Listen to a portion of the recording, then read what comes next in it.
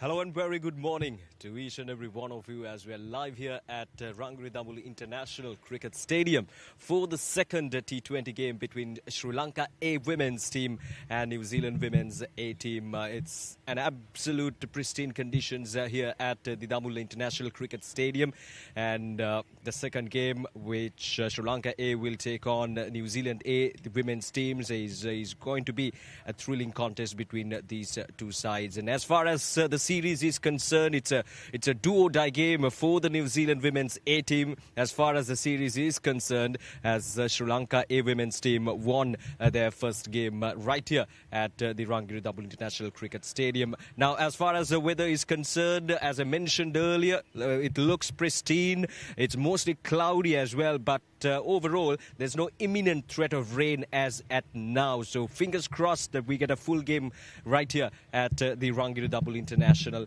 Cricket Stadium. Right, so I have here with me Kosala Suresh Chandra. Kosala, a very good morning, an exciting game to look forward to. Yeah, very good morning. It's definitely an exciting game, and as you quite correctly said, very important game for New Zealand to really try and notch up a win here. But for them, it's more than the win, is identifying their players and trying to find the right combinations and picking up players from this team who will go on to the next level into their national side. Exactly, these A series are very much important to get those players into the national sides for both the sides, as you correctly mentioned, Kosala. Now, looking into the first game where Sri Lanka A women's team won the game by 3 wickets, it ended up being a very close game between the two sides. New Zealand 129 for the loss of 6 wickets, and then Sri Lanka 131 for 7. Yeah, well, it's just like the pendulum swung both ways, I would say. New Zealand batting first at one time, 75 for 6. I thought Sri Lanka would have wrapped them up around 100, but then they went on to make 129, with Gigon making a very useful contribution. And then, in reply, Sri Lanka were cruising on, but then really slumped to 75 for 6.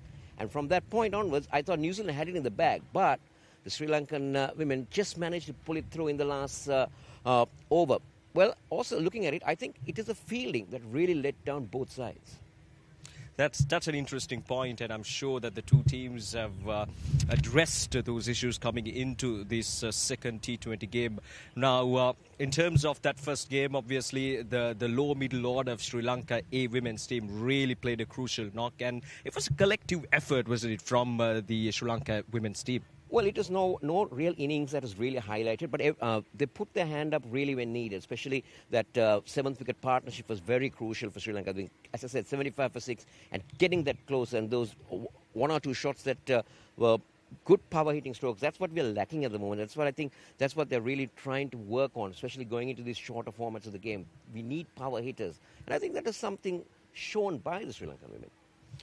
And, of course, coming into this second game, the second T20 between the Sri Lanka women's A team and New Zealand women's A team. Now, looking into this second game, obviously, we can expect few changes, especially from the New Zealand A side. But looking into the two sides, what do you think this second game is going to be? Because both the teams would try to, make sure that they have the right combination and, most importantly, to win the series. So, what do you think the approach should be? Well, I think, as I earlier said, on a prospect of New Zealand, I think they would want to shuffle their players around, in material of whether they failed or whether they got runs, to get opportunity to everyone, because they've come here to exploit the southern subcontinental conditions. And so I think they will want most of their bench to try and get a game out there to find out how they adapt to these type of conditions. And also the fact is that there is a World Cup, Women's World Cup coming up in England in a month's time. Maybe one or two players might be able to squeeze themselves, not only for New Zealand, but also for Sri Lanka as well. Exactly. It is an interesting series leading up to the World Cup. Now, in terms of conditions, you did mention about the conditions and getting you to these conditions. You were out there in the middle assessing the pitch, so let's see what Kosala has to offer.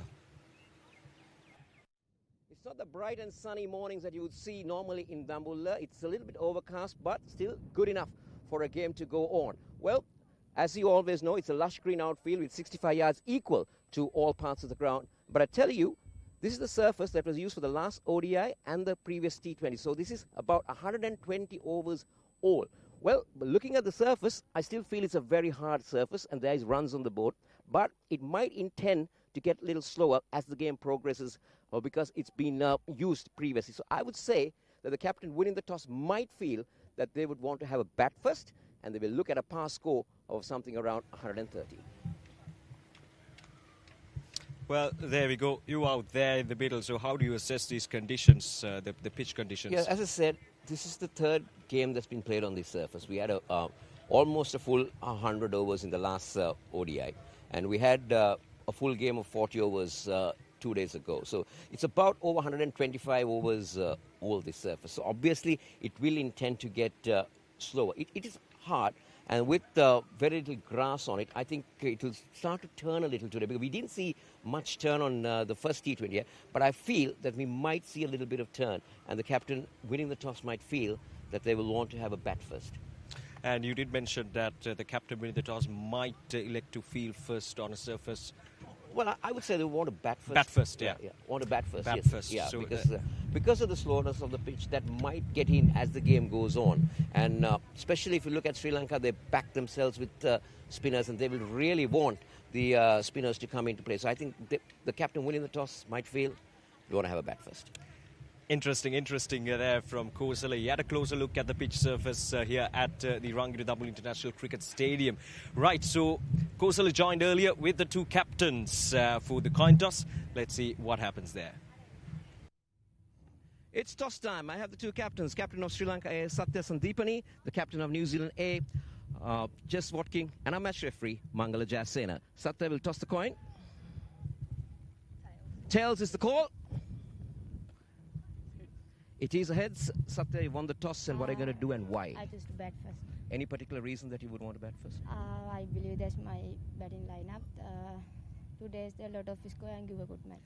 What type of a score would you expect on this surface? 140 plus. 140. And any changes in your team? No, same. I wish you all the very best. Just happy to be bowling?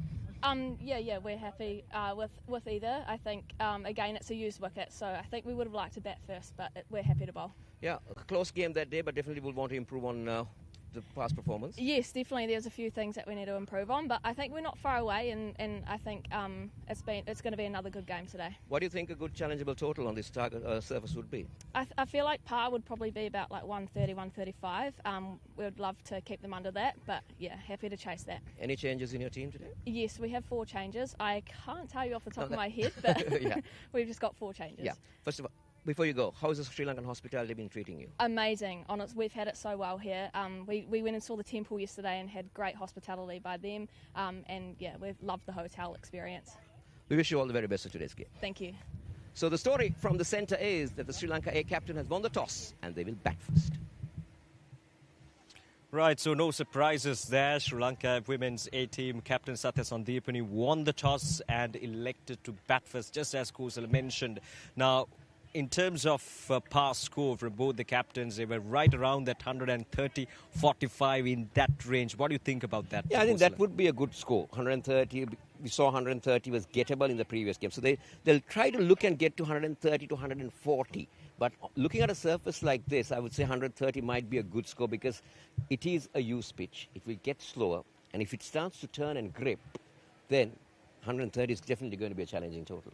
Indeed. Now, both the teams, I think, have a good lineup of spinners as well, will play a crucial role. And looking at the two teams, Kosala Sri Lanka women's and the New Zealand women's team, I think New Zealand, the captain did mention that they've gone with 4 changes, and Sri Lanka, the same team. Yeah, I think Sri Lanka has gone with the winning combination and want to maintain that and give more exposure to their players who played in this previous game. On the other hand, as I very correctly mentioned before also, is that New Zealand, they're trying out their bench strength. So I think that's the reason for many changes. So that's acceptable, especially when you come on a tour like this, when you bring in your second string team or an A team or under 19 team. That's what they will always try to look at. Indeed, getting used to the conditions is very much important. And I think they did that perfectly in the one-day series as well, and heading into this T20 series. I think they're trying out their players and just trying to see what sort of a combination would work on these conditions here in the subcontinent. Right, so that's what happened at the toss, and of course the pitch report as well. And it's time to join our 2 commentators upstairs as we're set to start off the proceedings of the second T20 between the Sri Lanka women's A team and New Zealand A women's team. Thank you so much, Oshada. Beautiful part of the country. Glorious looking RDICS ready to host the second and perhaps the most important game of the series. New Zealand, they are looking to stay alive as we are looking at 2 teams. Sri Lanka coming unchanged, high on confidence after winning the first game. New Zealand, of course, plenty of changes, bringing in Kate Anderson to strengthen their batting. Marama Downs coming in, medium pace bowler and also good with the bat. Fran Jonas, slow left-arm orthodox bowler to strengthen their spin bowling stocks. Sri Lanka, of course, winning the toss, deciding to bat first. No surprises there. The weather forecast is looking pretty good, and we are very, very lucky to have the sort of weather we have in Dambulla around the country right now. So much of rain. As always, RDICS Dambulla looking glorious, pristine looking outfield, lush green. 2 umpires officiating the game today, walking into the middle. And this should be another exciting game of T20 cricket. This will decide the fate of this series. Sri Lanka, of course, going down in the one-day series 1-0. but winning the first T20 game. Now they are trying to wrap the series up. New Zealand huddling up for the one final time. They looks determined. Skipper just Watkin mentioned, they bring in changers and hoping to change their playing patterns. They made fair share of mistakes, and just as Kosala mentioned, fielding let them down so much during that game. Sri Lankans, few drop catches and few misfields for the New Zealanders, and they will be hoping to make serious improvements as they are walking into the middle. These are the players who are taking up the responsibilities in the future. Chamaradi Soisa officiating today's game, experienced umpire, former first-class player, and Chatura Sanjeeva joining him on field. And TV umpire Nimali Pereira, very experienced, of course. Reserve umpire Dipal Gunawardena. And our match referee, Mr. Mangala Jayasena. Everything is in readiness. This should be an exciting game of cricket. We are playing on the same pitch. Therefore, I'm expecting this pitch to retain its characteristics. Two openers. Sri Lanka unchanged. Sanjana Kavindi, not too many runs during the first T20 game. And she's high on confidence after that 70 plus during the third one-day. Hannah Rowe, so much of experience. Gusty wind today, right throughout the day. We experienced that. You saw during the pitch report. Gusty wind.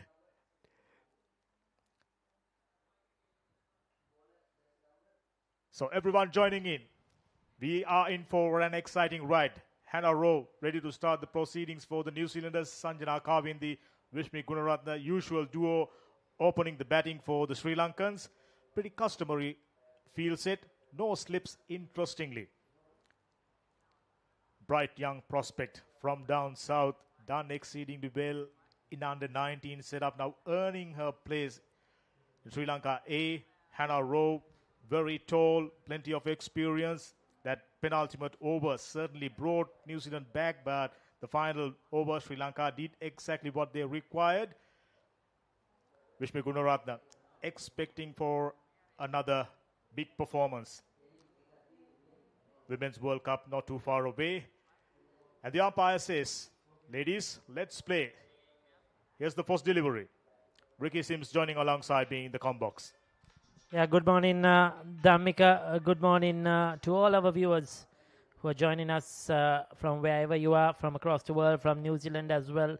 If you're watching this game on our social media platforms and, of course, on TV at the comfort of our homes here in Sri Lanka.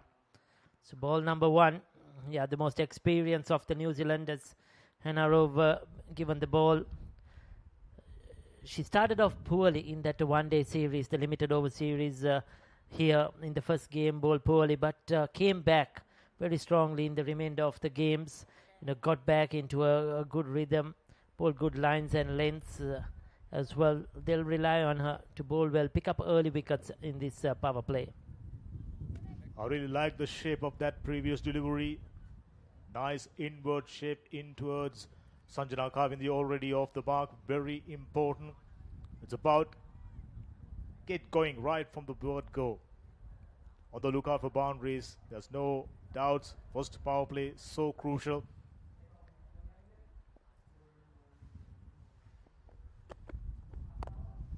Little bit of room outside the off stump. As usual, Vishmi Gunaratne going for that punch off the back foot, finds a fielder.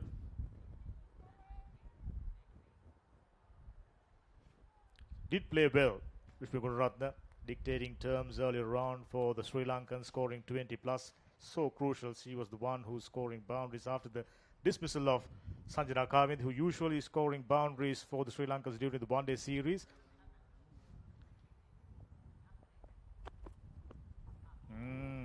Trying to pull that on away, slower off the pitch, in fact. Yeah, sort of hitting the deck there, probably off cut as well, maybe rolling her fingers. Vishmi Gunaratne playing too early. The ball never arrived. She's still getting back into form. You could see she's not at her best as yet. We saw that in the 50-over format and even in the last game, coming back after an injury, after a layoff. and she's still not got that fluency we have known to see in the batting of Vishmi Gunaratne. Nicely bowled, back of a length off the back foot, neatly negotiated. Very important. That's maybe the reason why the selectors put faith on her to get into her best self. Someone who likes to score runs pretty quickly. Yeah, definitely giving her the opportunities before that upcoming World Cup in a couple of weeks' time, giving her much game practice, match practice as possible to bat out there in the center, get her rhythm, get her confidence back as well, get her form back. Those are all important factors. Lovely. No hesitation and goes all the way. That's the way to do it. Outstanding hook shot over fine leg region for 6. Yeah, that was a poor delivery, I thought, because when you have that fielder in the inner circle at fine leg, you cannot bowl that sort of a delivery. It was sort of a free hit for Vishmi Gunaratne. She exactly knew there was nobody deep there. She could take her chances, went the aerial route, but it did not matter because it cleared the ropes by a long way. Short pitch delivery, one of Hannah Rowe's secret weapons. Used it outstandingly well during the one-day series and the first T20 game. Goes Fuller, punched away. The race protection in the deep. So tactical changes so important. Yielding just a single. Excellent first over. 8 for no loss.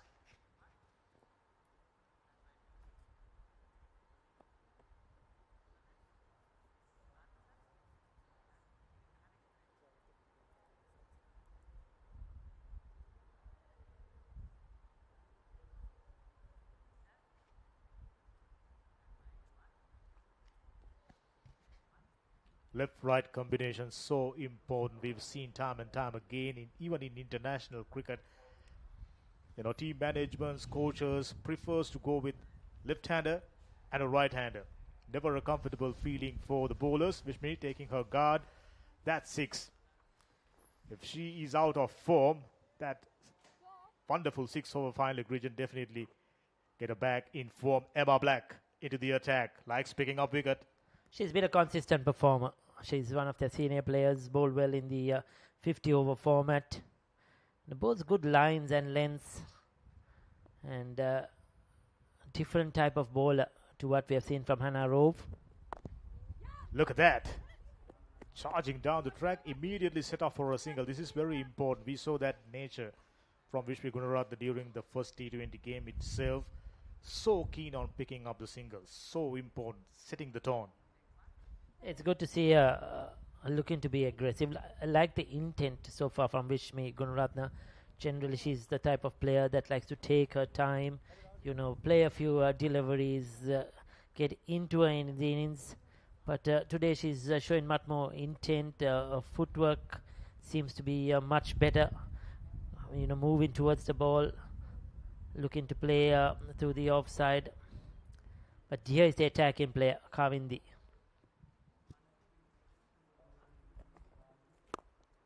Lovely, isn't it?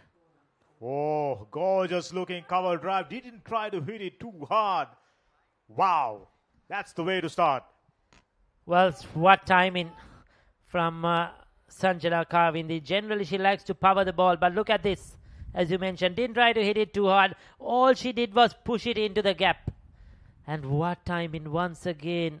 I thought probably the fielder will get around, and she had no chance at all. Just kept going away from her, sped down to the boundary.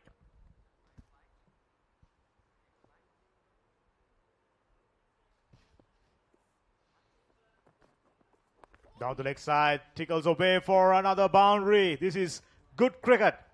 Playing each delivery on its merit. Back-to-back boundaries. Sanjana gets going.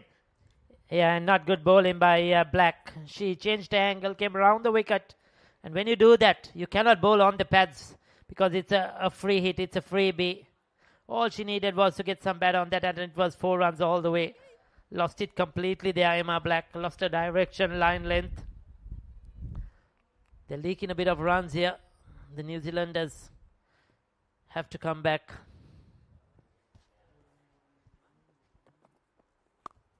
Once again, smashes away, no stopping. Field in the deep, had no business. Put on the dive, but she was nowhere close. Another perfect square drive.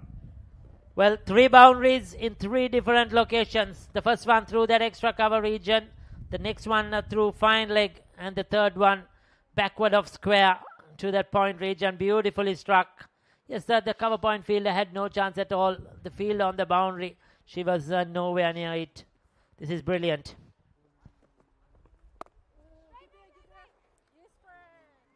Very exciting to watch. Flawless. I mean, the way she brought the bat down, that timing, gets us all excited. I'm sure the viewers too. She's one of the most promising young female cricketers, women's cricketers now in the country. Without doubt, Sanjana Kawindi, great future ahead if well nurtured. She'll, I'm sure, do a lot for Sri Lanka cricket. Partially stopped, came off the hands of the fielder inside 25 yards. Single to complete an excellent over. 14 runs off Sri Lanka, 22 for no loss.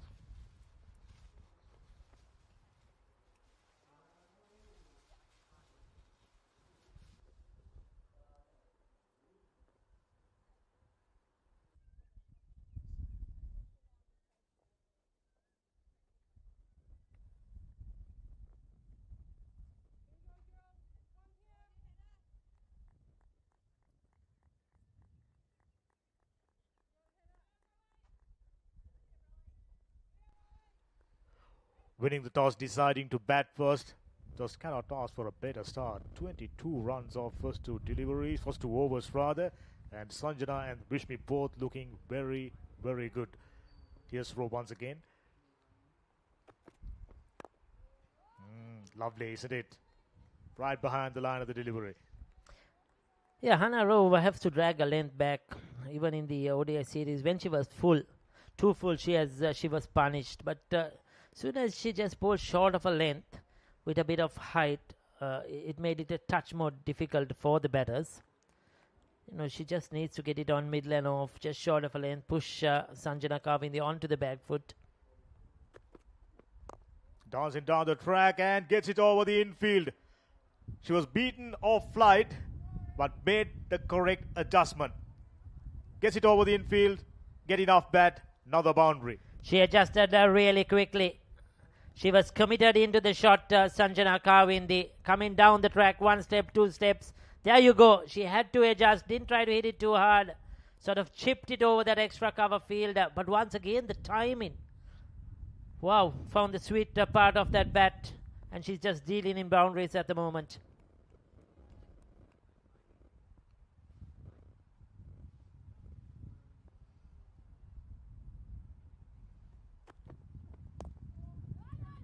Gentle push towards backward point region. A dot ball. I really like the way Sanjana Kawindi is shaping up today. She must have felt that missing out on a grand opportunity during the first T20. And today looks determined, already 18, striking at 200%. Well, she's a tough character, no doubt. Very strong mindset as well.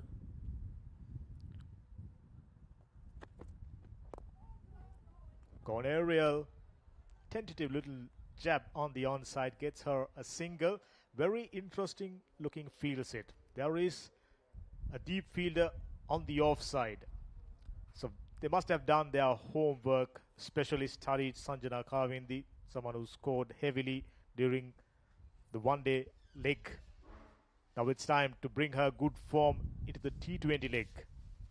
That was a better length as well by Hannah Rowe. Not too full. Just not letting Sanjana Kawindi come onto that front foot. Whipped away. There is no protection. The chase is on. Field in the deep. Comes around. Kept it down for just a couple. Both the batters got their timing right. Their techniques right. Sri Lanka off to a flyer.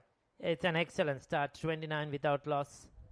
They would have probably much more than they were expected in these first few overs. Left hand, right hand combination, complementing each other really well. It's not been easy for the 2 New Zealand seamers.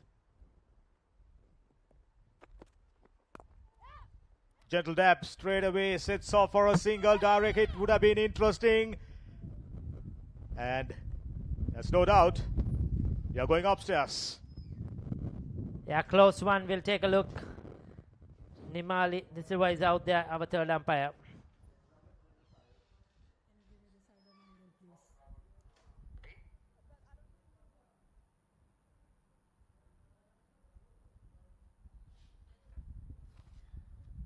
Can you take it back, please?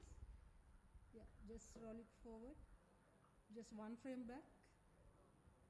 Yeah, take it forward.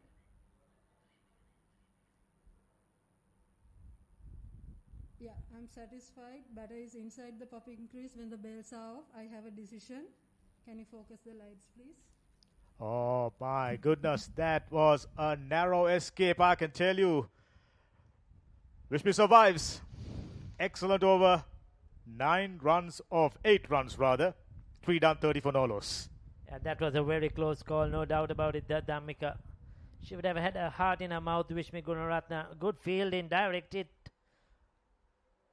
Umpire Nimali Pereira had to decide quickly. And the good decision at the end. But it was very, very close indeed. These two are looking to find the singles. They've been hitting the boundaries, but in between, if you notice, they have taken the ones and twos as well quite frequently, put the pressure on the New Zealand fielders. So it's Watson, the skipper, into the attack. Skipper bringing herself onto the attack. Immediately. Swept it on. The onside gets another boundary. How about that for placement? For a moment, thought as a deep fielder, New Zealanders made that mistake few times. On that occasion, deep fielder was little squarer. Yeah, I think Vishmi Gunaratne has eaten something different for breakfast today. Dhammika, she's looking a bunch of energy. Looking much more positive. And looking to score runs quickly. There you go, positive intent. When it come back to that run-out opportunity, I thought good thing about both the batters, they set off immediately. Imagine a little stutter. Yeah, they have now batted together right throughout this series. Try to cut away, just maybe a little too hard. There was room outside the off stump. Yeah, you add into that, Dhammika, as I mentioned, they have batted right throughout the series, so the understanding has grown since that first game. Sanjana still very young. It's very important Sanjana batting together with Vishmi. She's still 20 plus if I'm not mistaken, but so much of experience. If I'm not mistaken, played 30 plus games. Yeah, she came into the setup very early. Vishmi Gunaratne identified early and given the opportunities at the international level. Lovely hands. No is the call straight to the fielder. Good to see communicating really well each other. And it won't be long for me that Sanjana Kavindi will get a big call up as well. It's coming very soon the way she's playing at under 19 level and now at the A level. That's lovely. Into the gap. Gets another. Oh, they initially setting off for a single. I thought they went for it. Very good over apart from that boundary. Just 4 runs off after 4:34 for no loss.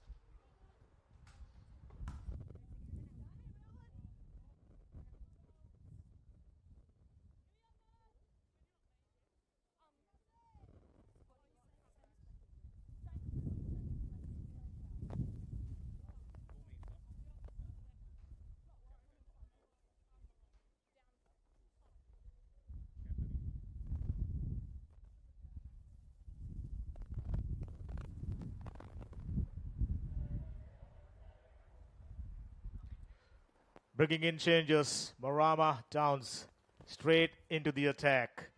Very cunning operator. So much experience. She's one player that I have looked forward to so far in this tour. She's shown great potential, made a debut in the 50-over format. She's been one of their leading wicket takers in the New Zealand domestic circuit as well, Dominus, and the opportunities she's got, she bowled really well. You know, she bowls wicket to wicket. Dhammika doesn't give anything. You saw that first ball, right on the money. Doesn't give any freebies away. She will just, bog you down and then try to get the breakthrough. Right onto the door, the first delivery. Lovely hands straight through the line of the delivery. Not afraid to pitch it fuller. That's the trademark of Downers. She's not express pace. Bowls well within herself. Tries to mix it up. Sets the perfect field. Strong offside field. There are 5 fielders on the offside, all inside the circle.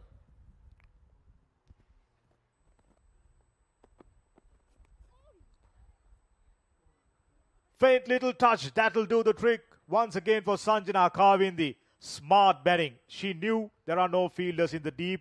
Got it as fine as possible. Gets another boundary. She looks fabulous. Yeah, she's quick to latch on to the loose delivery. She's not going to miss out.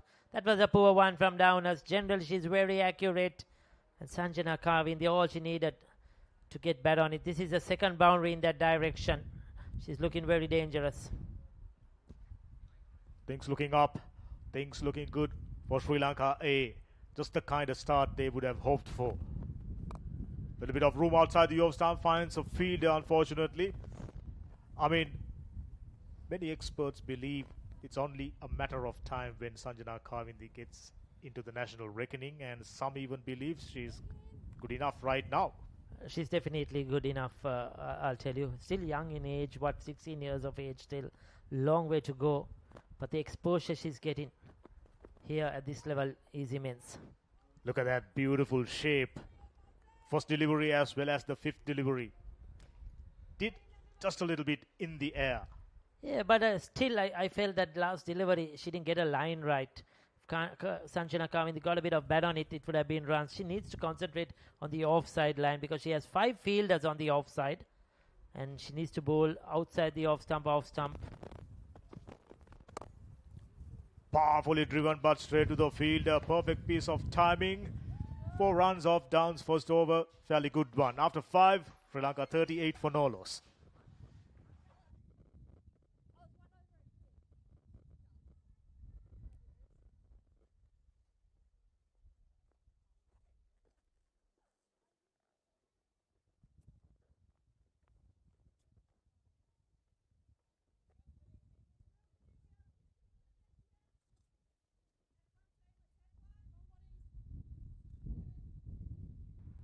Right, so 5 overs completed, 38 runs. Quite the start for the Sri Lankan team.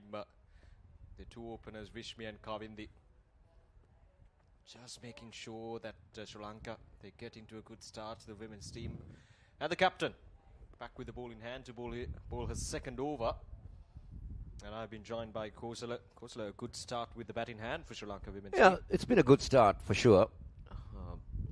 Vishmi has played the second fiddle role while Kavindi has tried to take on the bowlers. The New Zealand bowlers haven't bowled that well. They've been all over the stumps. They've strayed a lot, given a lot of leg side deliveries, a lot of freebies. There you go. That's another example. Indeed, once again, Kavindi just utilizing that space really well. It might go all the way for a boundary as it does. Well. Just a gentle touch there from the batter. And it runs away for a boundary. Kavindi moves up to 27 of just 17 deliveries. Good presence of mind, isn't it? She knew exactly where the fielder was. Didn't try to hit it too hard. Just paddle it around. This outfield, mind you, is lightning fast, Oshada. And just that deft touch even had enough to take it to the boundary.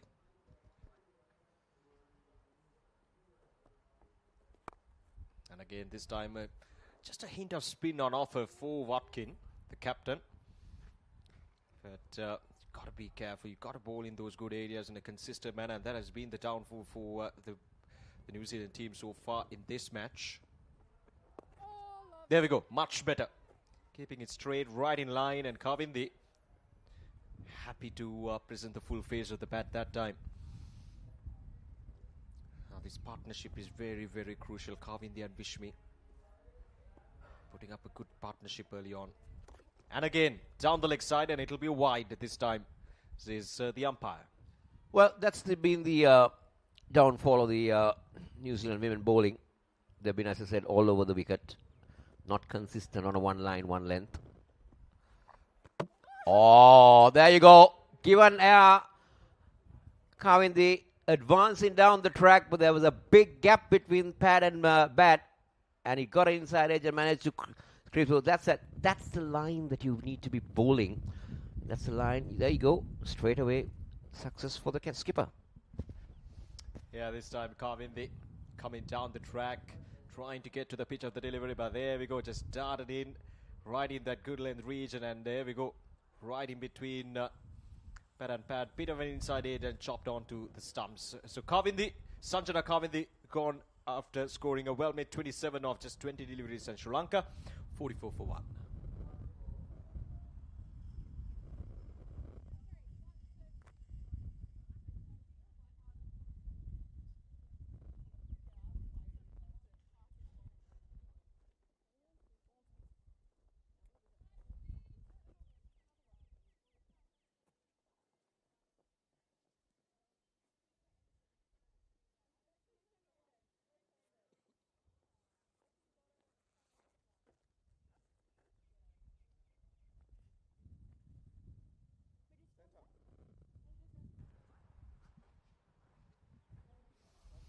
There you go, 44 for 1, and in comes Vimoksha Balasuri, another left-hander coming in, replacing Sanjana Kavindi. A good innings from her to start off the proceedings.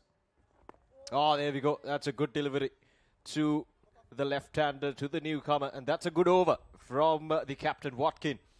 And Sri Lanka women's team 44 for the loss of 1 wicket.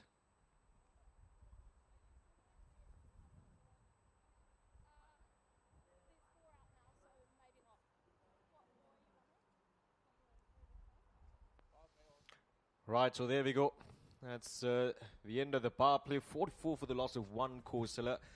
And it's a good start, especially from the two openers, how they operated right from the start. At the end of the second over, they were, 22 without a loss. So a good aggressive start, and it's just important that the rest of the batters would continue, especially Vishnu, who's been out there for 15 deliveries, to continue for the rest of these 14 overs. And to... well, at this stage of the game, 150 doesn't look far away from the Sri Lanka women's A team. The projected score says 147 at the end of 20 overs, but it'll be interesting to see how they would approach these remaining 14 overs. Vishmi, as I mentioned earlier, will have a big role to play. Carved away this time, straight into the hands of the fielder. Now, with the fielding restrictions out of the way, the New Zealand team will have to make sure that they operate in good areas. The first 6 overs wasn't the best outing for them, bowled all over.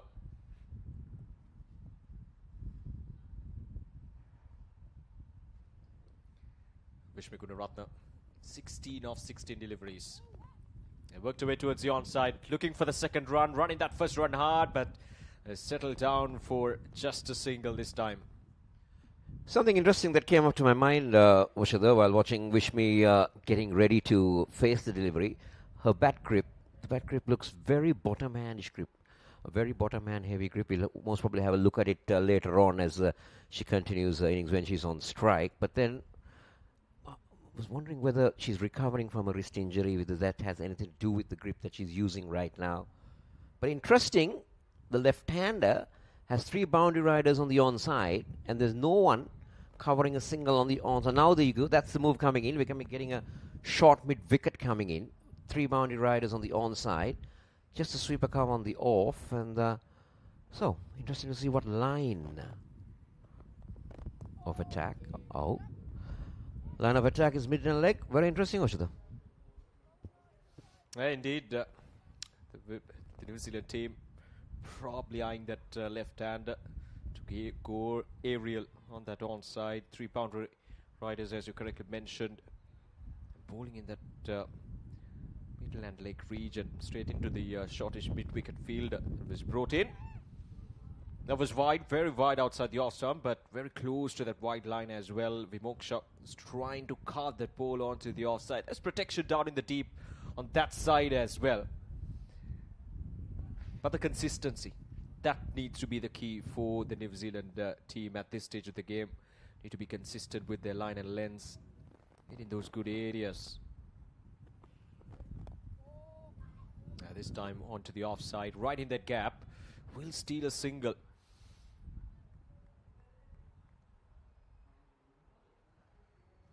So far, a good over from Downs, just a couple of runs.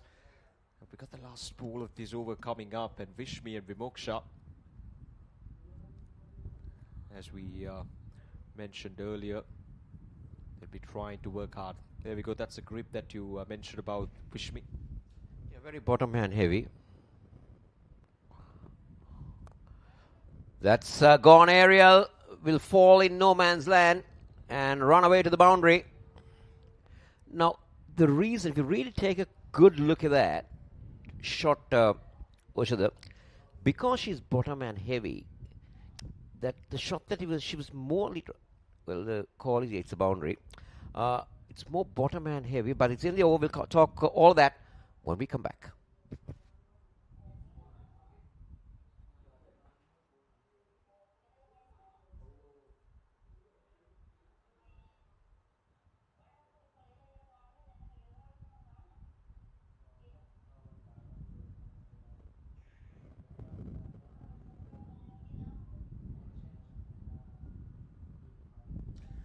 Right, so 50 up for Sri Lanka women's A team in just 7 overs for the loss of just 1 wicket. Sanjana Kavindi was quite outstanding for his 27 runs of just 20 deliveries right from the start.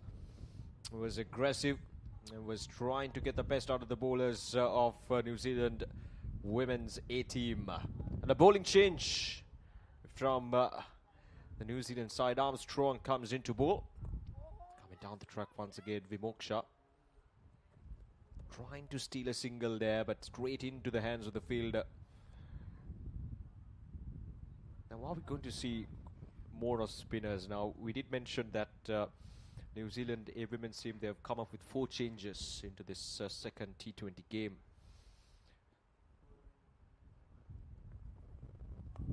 Oh, there we go. Once again, trying to clear that onside boundary, but will not run away for a boundary. Just a couple of runs there. As if way outside the off stump, was trying to fetch that ball outside the off stump, but that was just too far away from that from Vimoksha. But they steal us a couple of runs there.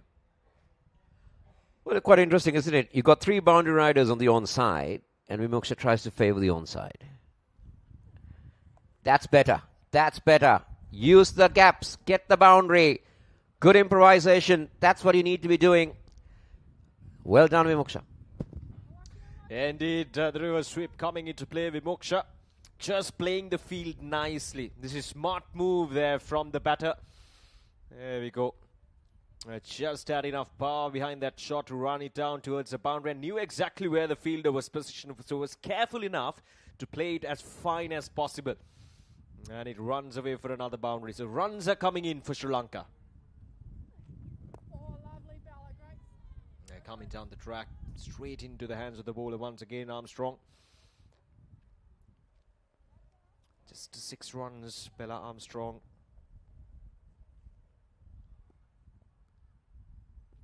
Just need to make sure that you're hitting those good areas. Simple as that. And the surface might offer some spin. We saw that. Oh, there we go. Another close attempt there. And the throw wasn't the perfect throw from the fielder. But there's a hint of spin on offer for the spinners. We saw that in the Watkins over. But this was that throw.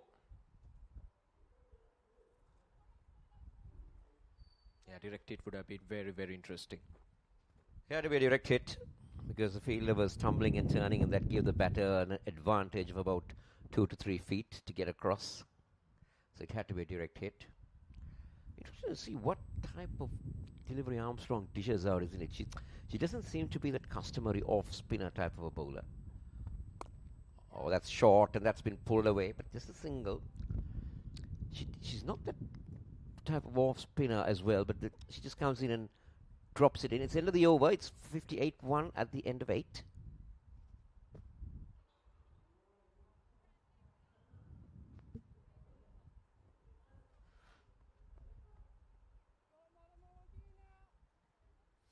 There we go. 5 bowlers being used by New Zealand women's A team. So far aboard these 8 overs. Watkin, the captain, just as I mentioned earlier, just getting a hint of spin and offer on this surface, which we expected on this used surface here at Dabul International Stadium. And she picked up the wicket of dangerous Sanjana Kavindi to get New Zealand women's A team right back into the game. But the runs have been coming in quite nicely for Sri Lanka women's A team. 58 for the loss of 1 wicket. It's a good start. The run rate right above 7 runs per over. But the interesting thing is Vishmi, who's on 22 of 19, how she's going to operate. Hasn't had the best of the series with New Zealand women's A team, Vishmi. Here's Downs. Yeah, not the best of the delivery once again. Right on to that leg stump region. Worked away for another single.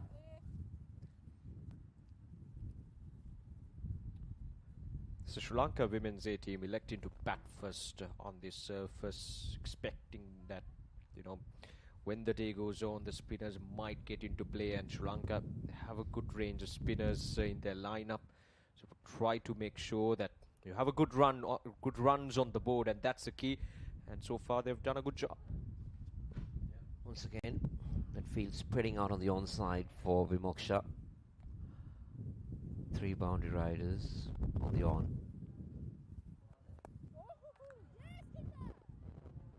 So the intention given by the bowler to the batter, Oshade, is that try and hit me across the line. She's bowling across the left-hander, opening up that onside and packing the out. So try to go across. So that's a challenge. So far, the batter has won the battle, 6-4.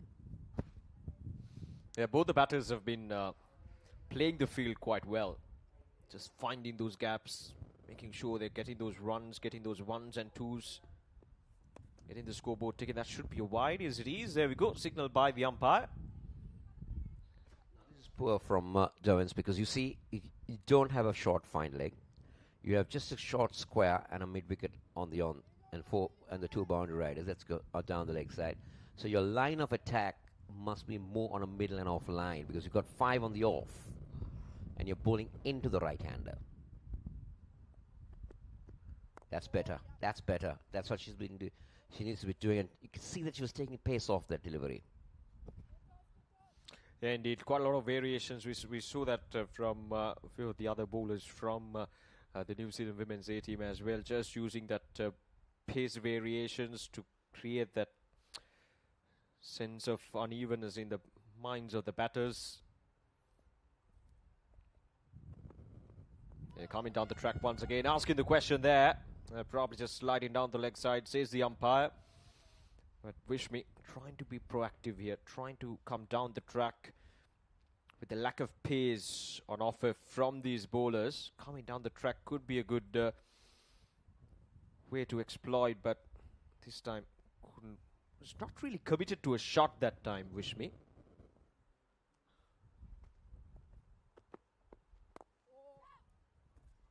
Worked away onto the offside. Easy single there.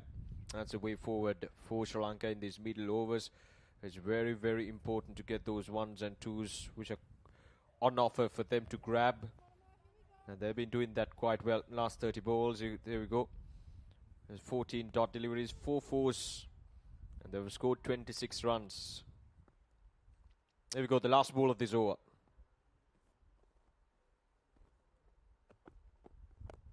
Oh, this time it goes high up in there. Has that gone all the way for a boundary? Yes, it has. There we go. We'll wait for the confirmation. Oh, yes, there we go. That's a 6. And that's a real good way to finish things off in that over. 9 overs completed, 68 for 1.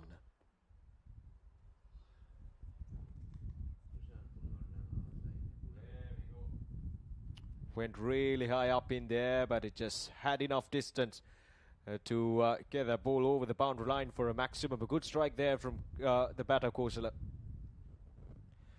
There we go. That's the end of the over.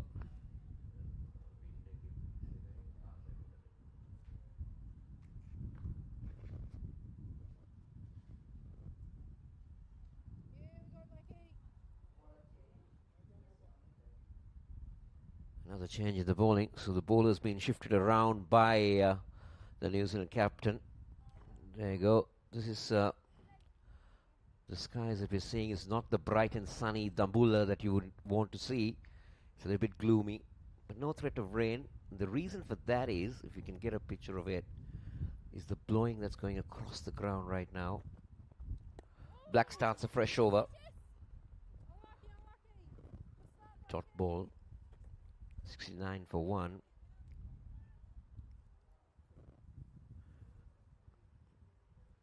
In fact, it is a single, is it? They picked up 1. So that breeze going across from the ground from left to right will indicate that they will drag those clouds away and there will be no threat. The Bankatu of Ever, very famous in Dambulla, it will bring that breeze in to the ground.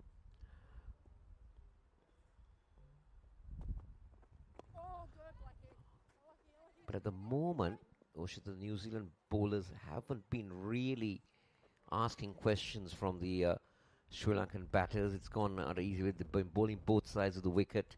It's been easy for them to work things around, especially we've got a right-hand, left-hand combination, and they've been rotating the strike well. And that's also a concern for the bowling side. 7.61, that's a good run rate, isn't it? 71 for 1. Yeah, indeed. The batters are yet to be challenged by the bowlers of New Zealand women's A team. Black being brought back into the action.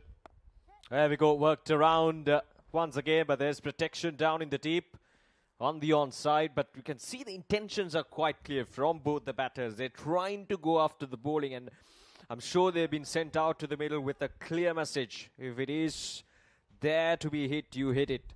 And you don't look back. And that is exactly what the batters, Sanjana, Vishmi and now Vimoksha, all the three of these batters have done so far. But they've been watchful as well. The risks they have taken were very much, I would say, calculated risks. All the big shots that we've seen were right around those areas with open gaps. So they've been assessing the conditions well, they're adjusting to the conditions well, and just making sure that they're getting those runs quickly and effectively. And again, another powerful strike this time, but straight into Armstrong down in the deep mid-wicket region. I like this, I really like this approach from the Sri Lanka women's A team. Not the approach we saw in that first game.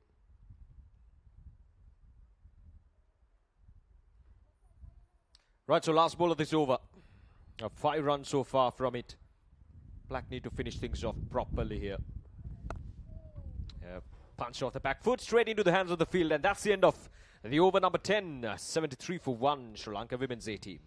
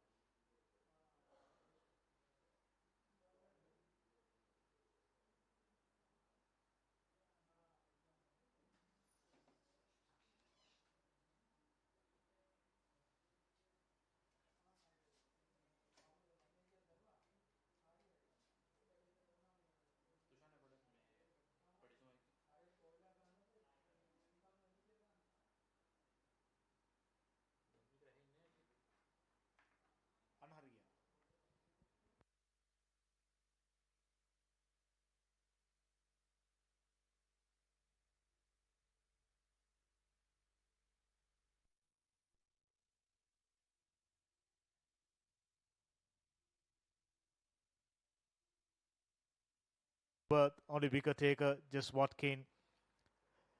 Also economical, 5 runs and over. Sri Lanka put themselves in a strong position to go past 140. During the toss time, skipper mentioned they are aiming to go past 130, 140. Excellent start. Sanjana Kavindi was looking good before getting out of Watkins' delivery, 27 of 20 deliveries, and Vimoksha Balasuriya got a huge 6 over mid-wicket region. That's the dismissal. Dragged that one onto the stumps. Unfortunately, she was looking very, very good for a big one. Moving at a hectic pace. Skipper does the trick for the New Zealanders. 73 for 1. Ricky once again joining alongside me. Yes, sir, 73 for 1. It has been a good 10 overs for Sri Lanka, no doubt about it. 7.3 the run rate, just 1 wicket down. Wishmi Gunaratne run a ball innings. Vimoksha Balasuriya has done well, but it was all down to Sanjana Kavindi. That excellent start she's provided. She's given the platform for the rest of the batting to try and now capitalize, make it big. They need to get at least 140 minimum from here, Dhammika, from here on. But if Sri Lanka do not get to 140, 150, they'll be very disappointed with the position they are in now. Looking at the first T20 game, both the teams scored more than 75 runs during the last 10 overs. So we can banking on Sri Lankans to go close to 150. That'll be a good score, a winning total, a total that can put New Zealand under huge pressure. It's the same pitch which was used for the third one-dayer and the first T20 game. Here's Armstrong. Going for a reverse sweep way outside the off stump. That was clearly a premeditated shot. Yeah, Wishmi Gunaratne has tried many options in this innings. This is not a shot that comes natural to her. Generally, she's more technically correct, likes to work the ball around, pick up the ones and the twos, fluent through the offside. That's how she plays the game. So how does she play from here onwards? During the power play, first few overs with the field in, she can get that boundary, try and hit the gaps. But once the field is spread out, how does Wishmi Gunaratne adjust her game? Does she have the power in her to clear the boundary? That's where I think she has to improve in the white ball format. How to bat after the power play is over. How to keep accelerating in the 2020 format. You need to go above 100 strike rate always. Gentle push away from the feeder. Luckily for Vimoksha Balasuriya, she was batting really well. Vimoksha Balasuriya, known as a player who can stay out there for a long period. Someone, accumulate runs. But today, that huge 6 over mid-wicket region. Change of character. Very, very good to see. Hard hands. Gets it away from the feeder. Luckily, Armstrong. She was very good during this series. In the one-dayers, in particular, third one-dayer, hat-trick. Yeah, I'm looking forward to see her bat today, Armstrong. She's the most consistent run getter in domestic cricket, highest run getter. She's a power pack player. That one almost dragged onto the stumps. Mode of dismissal for Sanjana Kavindi. And today they've brought in Kate Anderson, their most experienced, most enterprising batter. Coming down the track, made solid connection, gain so much of air as well as the distance. Look at that. Gorgeous looking shot over mid-wicket region for a huge 6. This is where she has improved the game. You mentioned it a while ago as well, Dhammika. Looking to be more aggressive. That was a beautifully struck shot. Lots of power behind that. Look at the bat swing. We have seen them practicing this in the morning session before start of play. Hitting balls, trying to get that back swing going. And that's a result of that maximum. Once again down the track, same direction. This time fielder comes around. Will they come back for the second? No, they won't. This is good going. Excellent over. They've took 11 runs off, which is very, very good after 11. 84 for 1.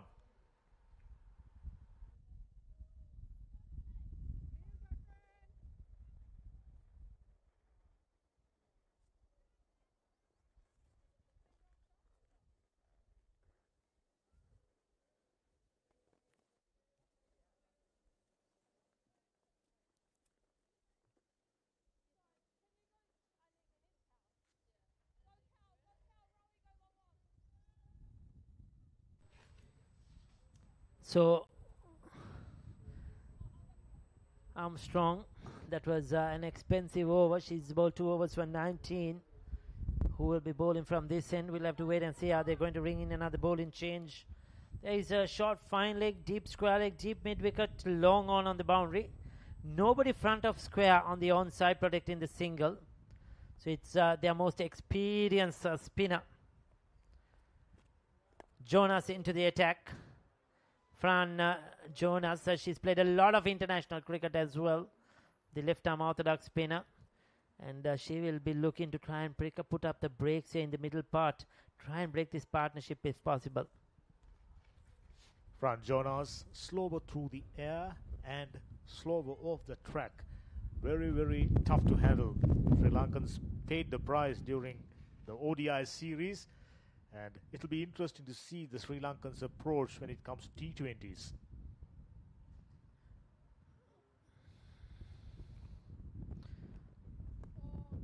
Looking to bowl full. Give it a bit of air always. She had a strong offside field for the right-handed Vimuksha to Vishme Gunaratne. For Vimuksha, that will change a bit. She has a sweeper cover, rightly so, on the boundary and the 3 on the onside. So she'll have to bowl middle and line length. Cannot afford to stray outside the off stump. Takes it on the full, but straight to that fielder. Good to see Sri Lankans being proactive, getting underneath the ball, playing it late, most importantly, playing it underneath the eyes. Reaching out for it. Bowlers like Jonas, they likes it. Changing the field at deep square leg comes next to the square leg umpire, and mid-off goes down to long off. With outside the off stump, probably trying to power it, hit it too hard. Vimuksha missed the opportunity. She's trying to play inside out over extra cover. That's the intention. Just probably made little too much room outside the off stump. We'll get a single. Decent over so far from Fran Jonas. Just as you mentioned, so much of experience being in the international scene. Every bit of experience matters in a series like this. And Jonas too, like the others, looking to make an impression and hoping to be with the white ferns. Vishme Gunaratne, she's been unable to find the boundary in the last few overs. Once again, straight to that field. 4 runs off the over, 12 done, 88 for 1.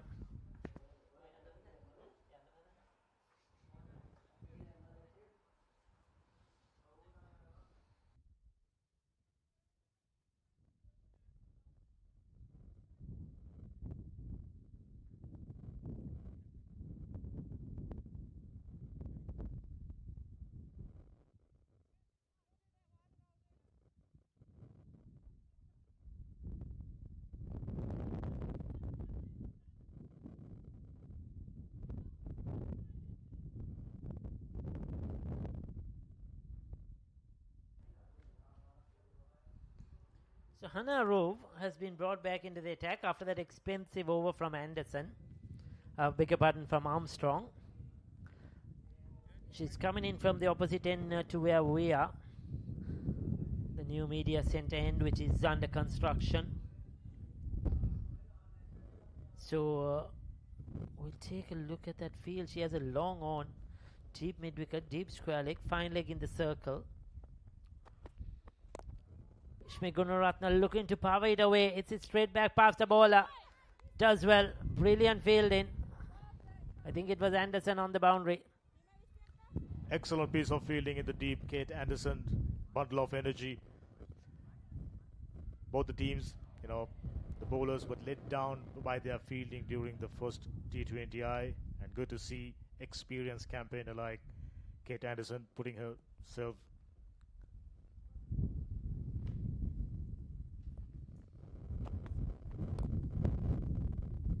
Another single. Yes, New Zealand, it's a must-win game today for them to stay alive in this T20 series. So probably bring in their best side, putting their best side on the field. Anderson, no doubt, brings in a lot of energy with the bat in the field as well, and she brings all that experience to this lineup.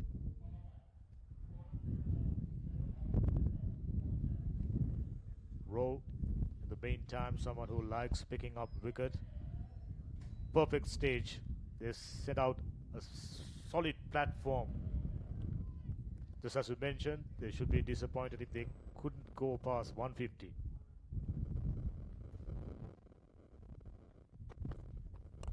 Takes it on the full inside out over extra cover. Beautifully struck by Vimoksha Balasurya. She's looking very good at the moment. Using her feet to the fast bowler.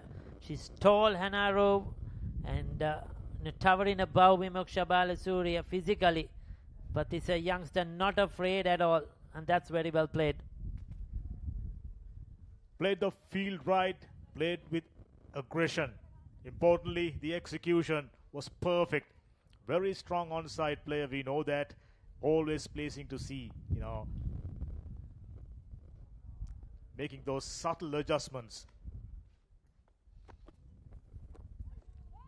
So coming round the wicket now. She's considered 23.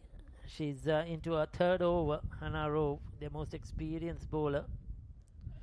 This is good to see Vimoksha Balasurya, how she's developed over the years. We first saw at the under-19 level. She was a grafter, just pushing ones and twos, takes a lot of deliveries. But now she's added that power game into her repertoire.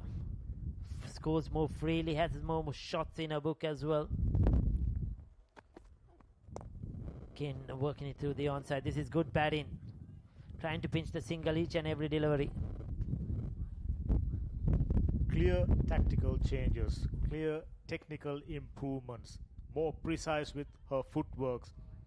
Credit must be given to the coaching staff as well as the team management, identifying this young and exciting talent, grooming them to represent the future of Sri Lanka cricket. Women's cricket is on the up. So many players raising their hands up, the likes of Sanjana Kavindi, very, very pleasing.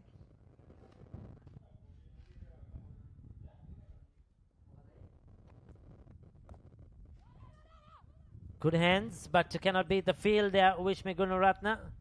So 13 done, it's 96 for 1.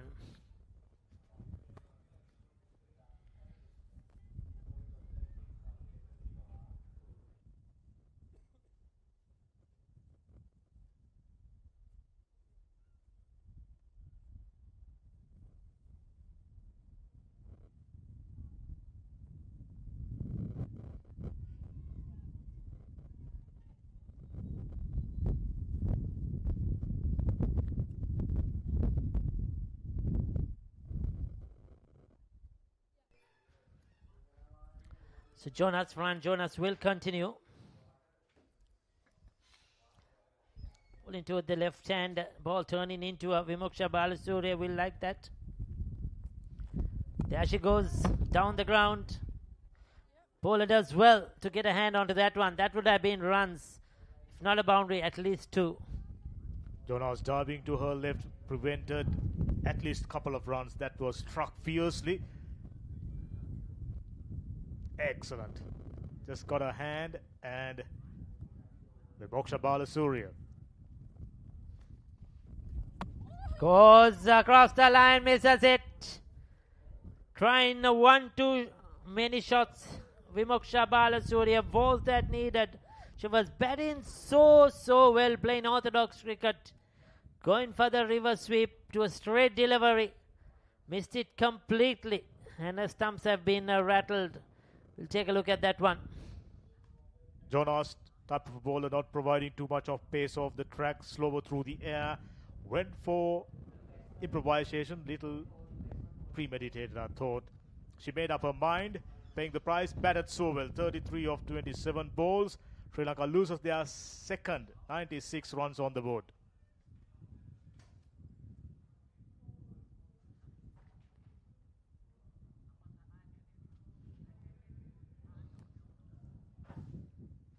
So the new batter is Piyumi Vatsala.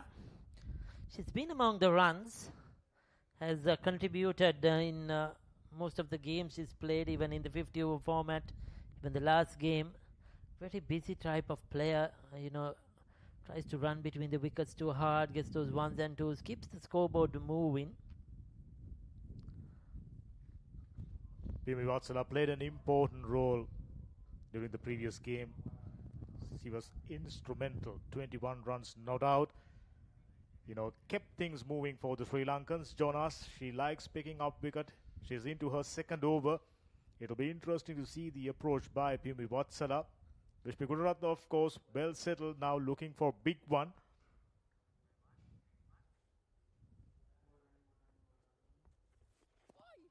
Oh, was that an opportunity gonna back in? The wicket keeper probably not being able to gather that one. We'll take a look. There you go, Dhammika. Yeah, a chance. Ball never arrives. You got to be precise with your footwork. Maybe little lucky. Smashed away straight to the fielder. Scoring opportunity provided, not taken. That was an opportunity to get off the mark.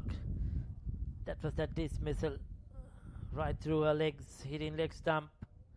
She's a wicket-to-wicket bowler.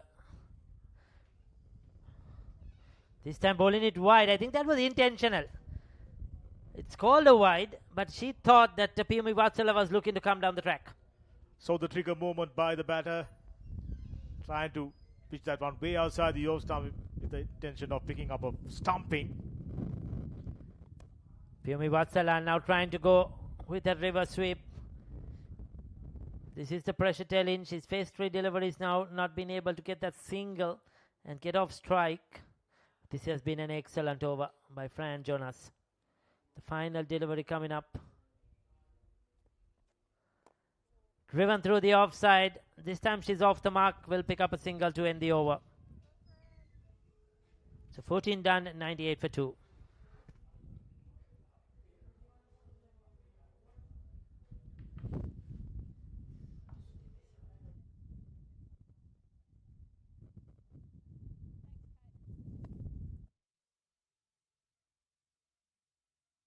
The New Zealand A. Watkin with a wicket. Jonas just picked up a wicket. Fairly economical as well for the wicket takers. The rest went 8 plus almost. So it's about time. Sri Lankans pressing the accelerator with 8 wickets in hand. Right now got their noses in front, looking at the way things panned out. Yeah, New Zealand need to try and bowl a couple of good overs here. Try and be very disciplined in this last 5 to 6 overs. Not let Sri Lanka really get away with the game. They have a lot of batting to come.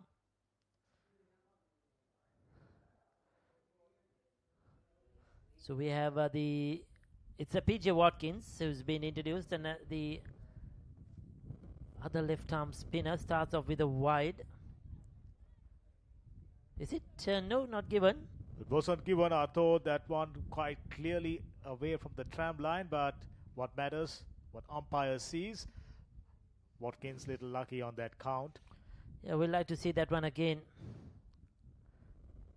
Did the batter have the trigger movement towards the offside? Maybe that's what put umpire Chaturan Sanjeeva away. Now, boundaries have dried off. Scoring 150 seems little tough right now. It'll be interesting to see the approach by Vishmi Gunaratne. 33 runs of 33 deliveries. She will definitely hoping to, press the accelerator. Not too many boundaries. She's been picking up singles and twos quite well.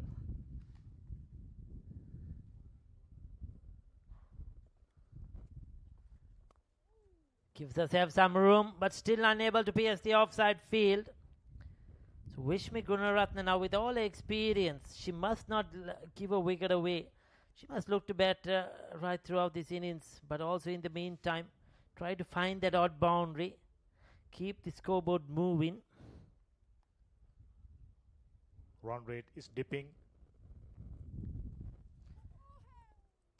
Scoring opportunity provided, not taken, and also frustration creeping into Sri Lankan's game. You can see Ricky, they're trying to hit it too hard, trying to force the issue, missing scoring opportunities one after the other. Couple of dot deliveries here, excellent over so far. by Watkins.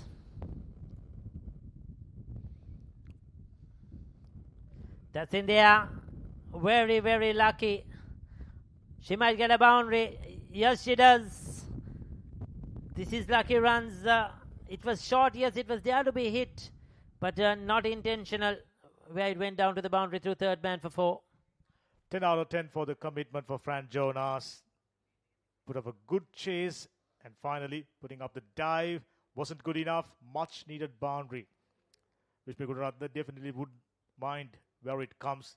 That was definitely not where she intended. She was trying to hit it. There you go. Just touching the boundary line. Jonas shown commitment. Always promising. Yeah, takes it on the full this time. So a couple of good overs here for New Zealand. Yes, they conceded the boundary, but overall they'll be happy. 15 done. It's 104 for 2.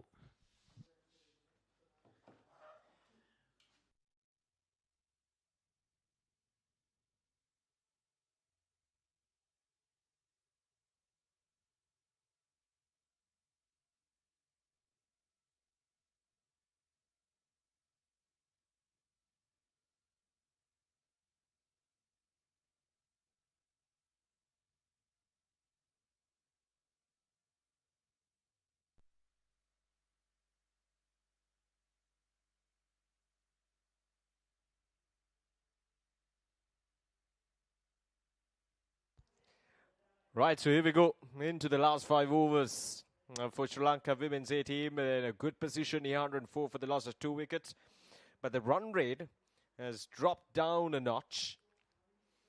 Earlier it was right around that 7.5 runs per over, but now it's down to 6.86.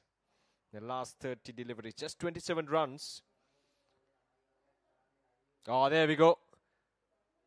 What happened there? The wicket keeper, I think the bail went down with the wicket keeper running in. Let's have a look at that again.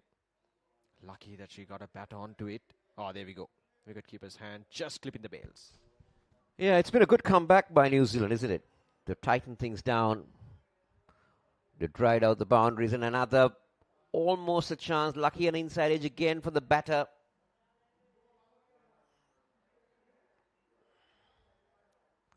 Sri Lanka 105 for 2. At one stage they were looking at something around 150. But that seems to be a little bit out of sort at the moment. The run rate's dropped, as you said. Yeah, indeed. As you correctly mentioned, it's a good comeback from the New Zealand team. There we go. Good work from the wicketkeeper behind the stumps, and Piyumi Vatsala and Vishmi. Vishmi in particular, 39 of 40 deliveries, especially in the latter part of the innings. Couldn't really, find those boundaries fluently as she did at the start of innings. So that is one of those reasons behind the drop in that run rate for the Sri Lanka women's team. So 39 of 40 for Vishmi, and coming into this last 5 overs, they need to make sure that they're adjusting correctly. There we go, Piyumi Vatsala just trying out everything at this stage, but none seems to be working at this stage for Sri Lanka women's A team. 105 for the loss of 2 wickets. Just a 1 run from this over, the 16th over from Jonas. Oh, another chance. How many of them have we seen in this over? And this time it'll go down towards the boundary, and that'll spoil that good over Jonas delivered in this for the 16th over, and that's the end of the over as well. So 5 runs coming off from that over. 109 for 2.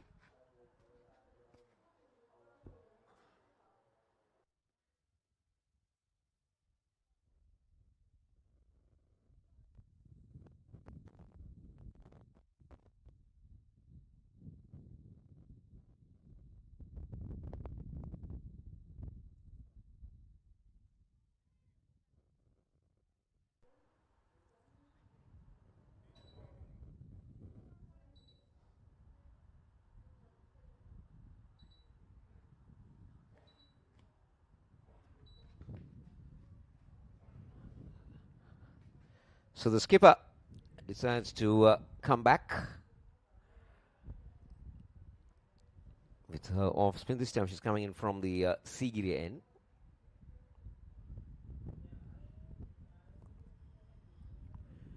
Intentions quite clear from Vatsala and Vishmi.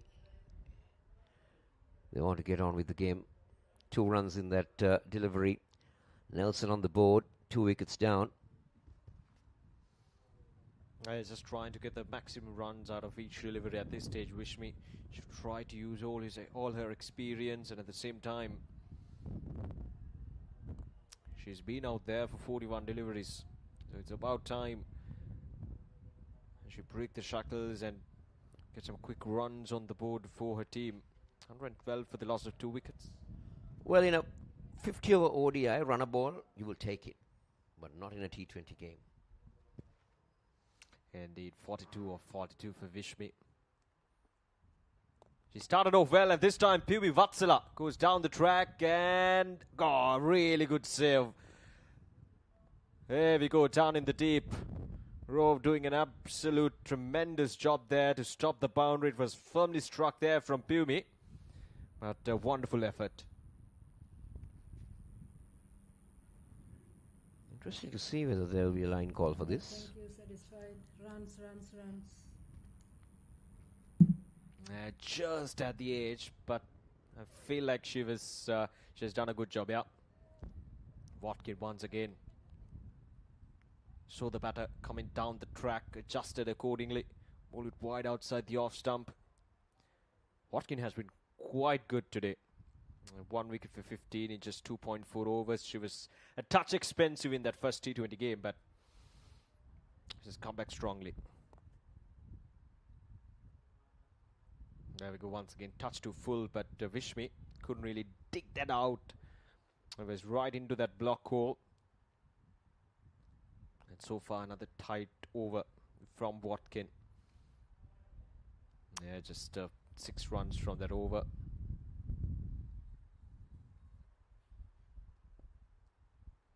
That's a good comeback. Oh, there we go, another chance for the wicket-keeper, but this time as well, it'll reach the boundary. So the same old story as the last over as well. The last ball going down towards the boundary, missing everything. 119 for 2 in 17 overs for Sri Lanka Women's A team.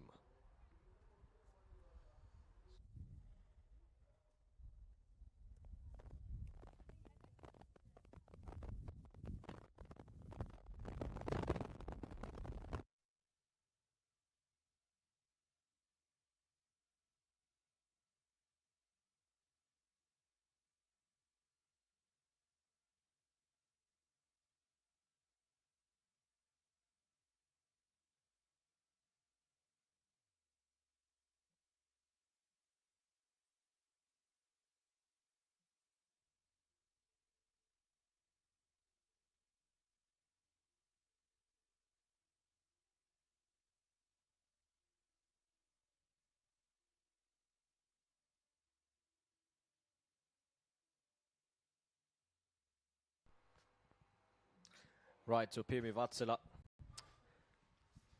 they've got to make sure that they're putting their best gear out of their way.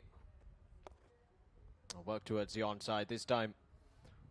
But straight into Armstrong, who's been guarding the mid-wicket region for quite some time now. What I can't understand, Oshada, is they got the 3 riders on the onside and they try and go on the side, take it from way outside the offside, but they've got more gaps on the offside. Yeah, indeed, Pumi Vatsala just moving right across his stumps to get that ball onto the onside. This time it goes down the ground and enough power. And it goes all the way for a maximum. Much needed 6s at this stage for Sri Lanka Women's A team.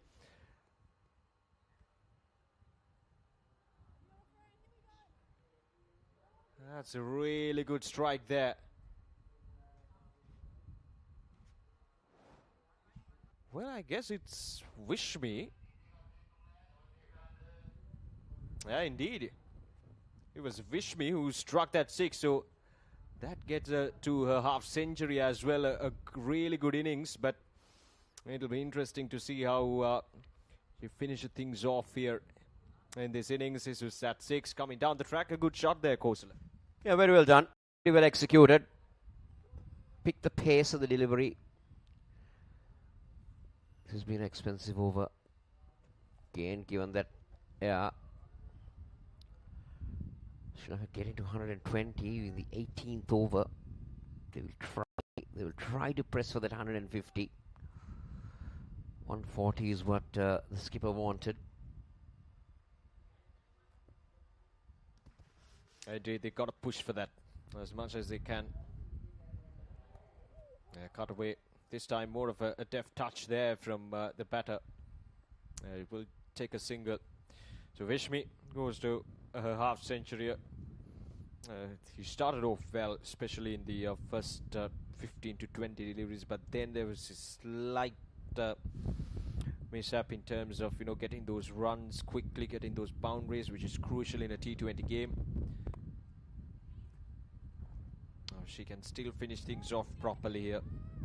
And they're coming back for the second run. A misfield will allow the two batters to get those couple of runs quite easily at the end of the day. So that's the end of the over as well.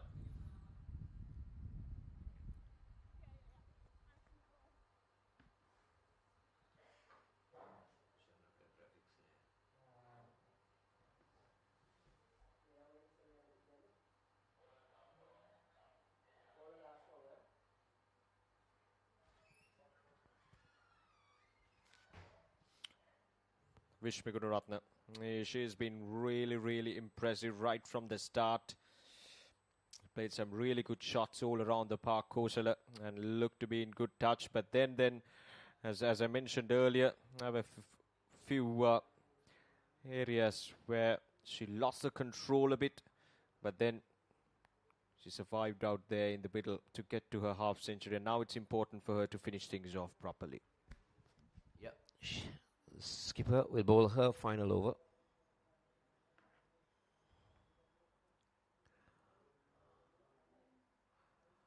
Goes for a big one. But another drop chance. The New Zealand fielding has been quite disappointing in both these games. That should have been taken. Indeed, Pumi Vatsala struck it hard, but couldn't get the elevation. Let's have a look at that again. It's just dipped right in front of her. Couldn't get under the ball properly. But Pumi Vatsala, she's on a mission. Trying to get the boundaries as quickly as possible. This time just a single. The score goes up to 135 for the loss of 2 wickets now. And they're in a good position. Vishmi Gunaratne, 55 of 47. 4 fours and a couple of sixes.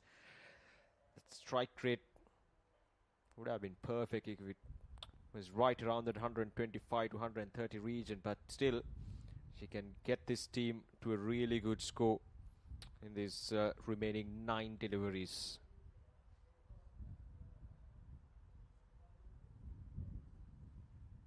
And Watkin bowling her last over. Just 4 runs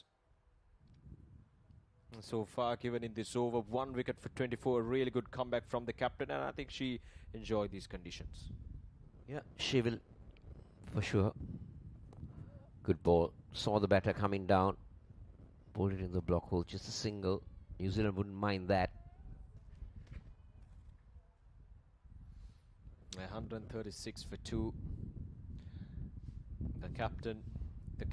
Both the captains, in fact, did mention at the coin toss course that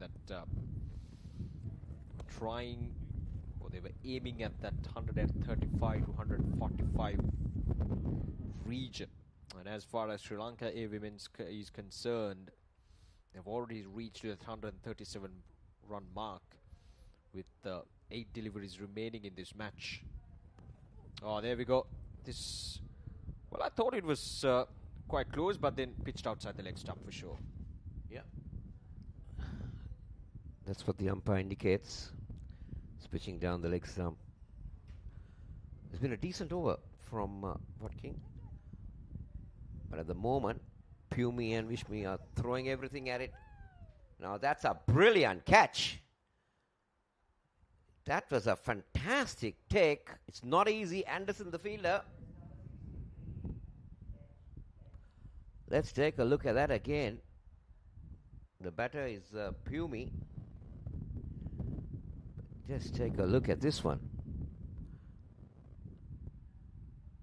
It was on the offering, but look at this. Look at that. That's a brilliant catch. That's what they need.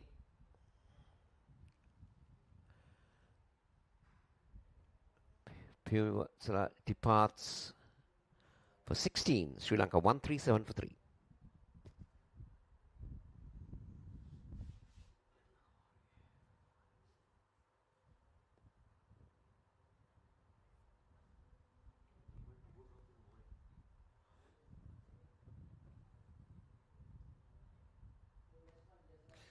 Right, so 137 for 3. Watkin picking up her second wicket. What an excellent spell from the captain. 2 for 26 in 4 overs. And it's been a brilliant effort from the captain on a surface that we expected the spinners to get control and just prove that point really well, bowling an excellent spell and picking up a couple of wickets as well. Right, so we're into the last over. 137 for the loss of 2 wickets, with Vishmi Gunaratne on 56 of just 48 deliveries. He's going to be the key for Sri Lanka to reach that 150 run mark. Ravi to bowl her last over. None for 24 in 3 overs for her. And here we go, the last over. There we go, worked around the onside, coming back for the second run. In fact, we looked to get back to the second run, but turned down at the last moment. Rashmika. Can they get that elusive 12 runs? Rashmika Sewandi, she was good with the bat in the previous game. Played a very entertaining knock. Almost, she was instrumental in getting that victory for Sri Lanka. Indeed, that's the kind of knock that they want. Just the kind of knock that they want in this game as well, to get to that 150 run mark, which would give that edge for the bowlers to work with. Knowing that they have runs on the board, it just gives that bit of freedom for the bowlers, and at the same time it just gives that psychological edge as well for the Sri Lankan team. So let's see. Oh, this time it goes high up in there. Rashmika, this could be out, and it is taken. And another wicket falls down for Sri Lanka. It's 138 for the loss of 4 wickets. Trying to clear the boundary, but Rashmika couldn't clear the 30-yard circle this time. And Ravi picking up her first wicket in this match. A timely wicket, Kosala. Yeah, I think that's a good one. We'll build a little bit pressure on the Sri Lankan batters. 4 balls remaining in this over. Vishmi is off strike as well. Rashmika Sewandi departs without troubling the scorers. It's 138 for 4.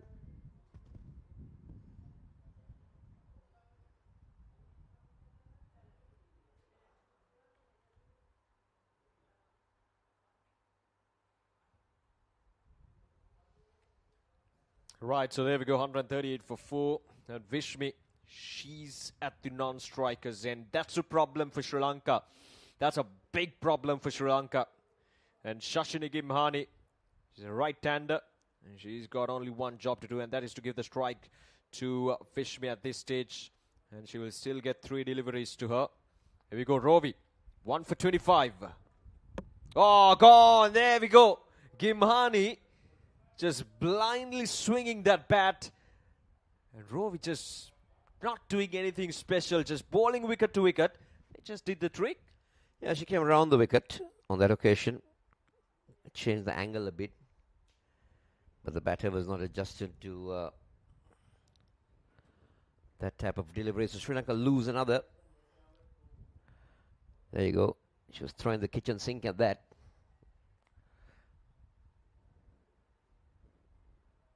So Sri Lanka lose their 5th now. Sashini Gimhani also goes without troubling the scorers.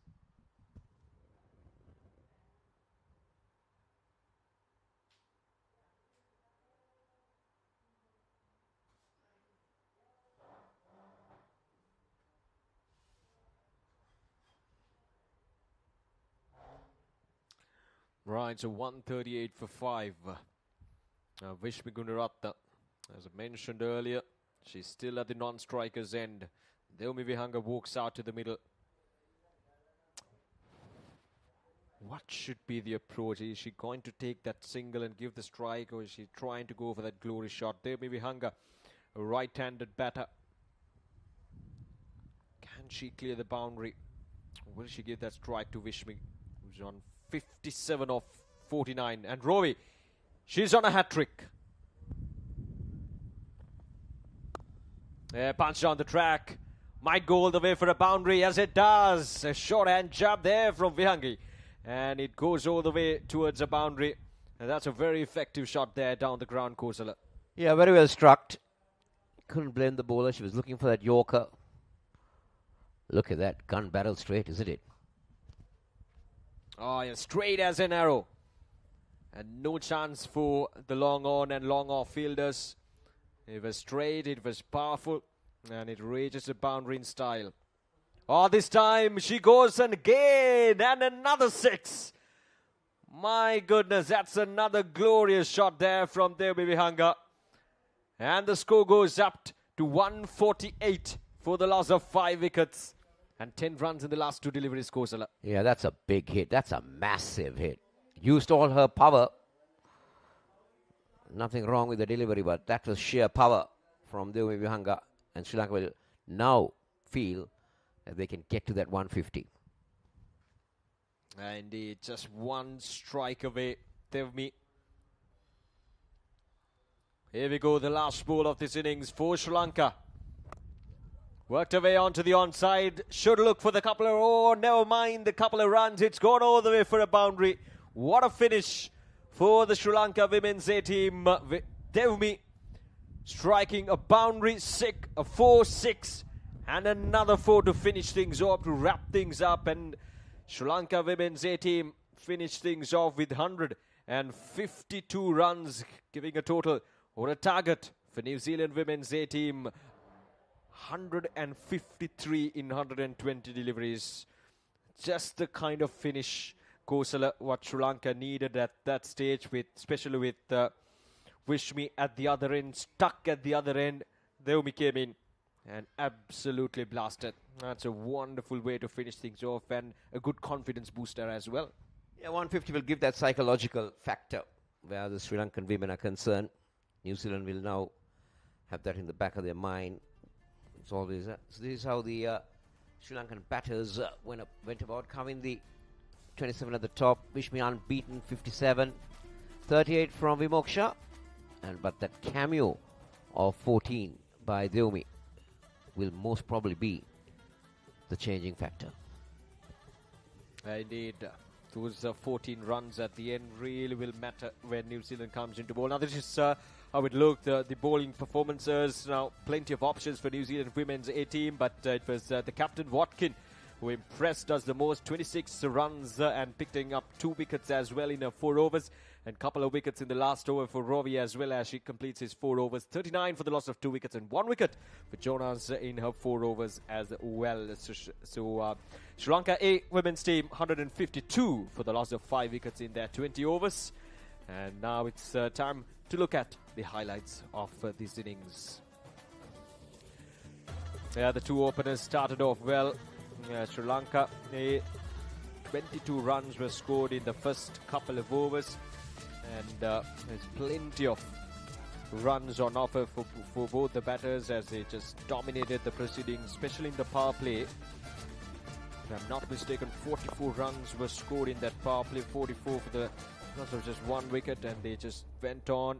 And there was this middle period where New Zealand bowlers took control of the game. The runs were not coming in, and the wickets started to fall. Especially Watkins did well in 4 overs, picking up a couple of wickets for just 20 odd runs.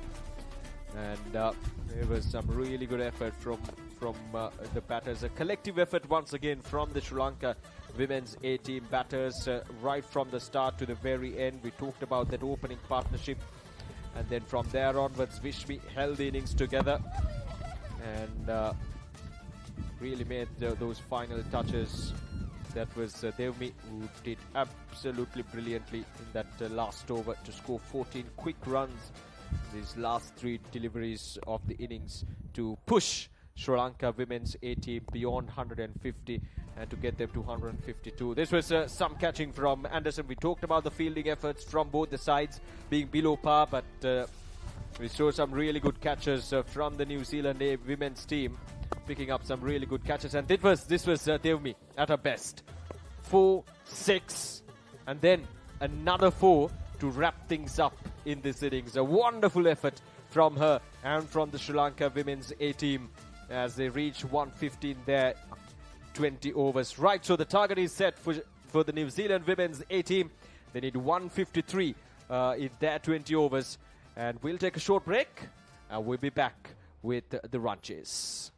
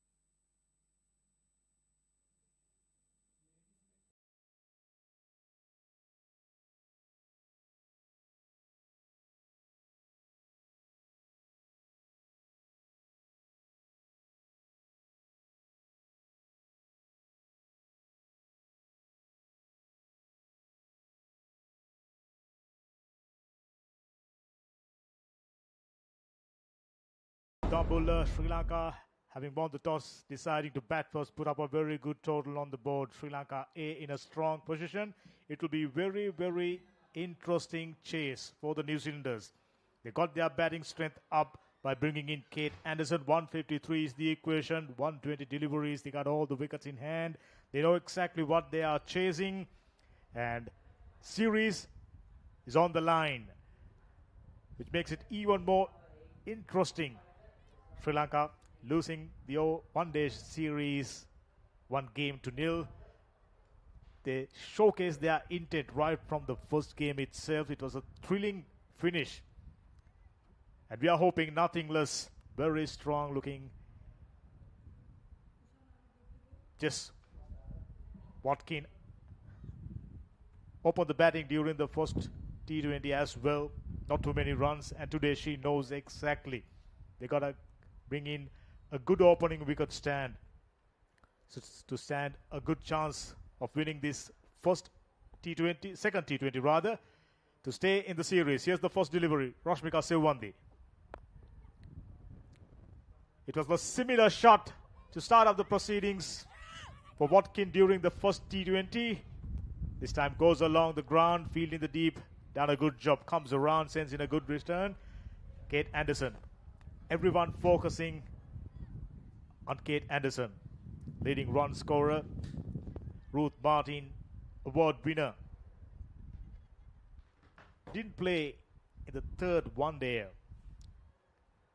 Didn't play in the first T20 international, as Oshada joining alongside me in the comm box. It's going to be a good run chase. This 153 runs to get. They need to get going right from the start. The New Zealand women's A team.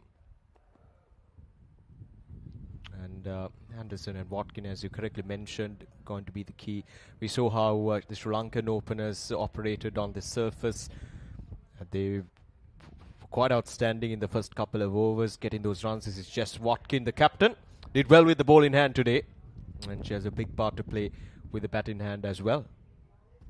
Absolutely no doubts. First power play will obviously set the tone. This will be a very thrilling chase, I can tell you that.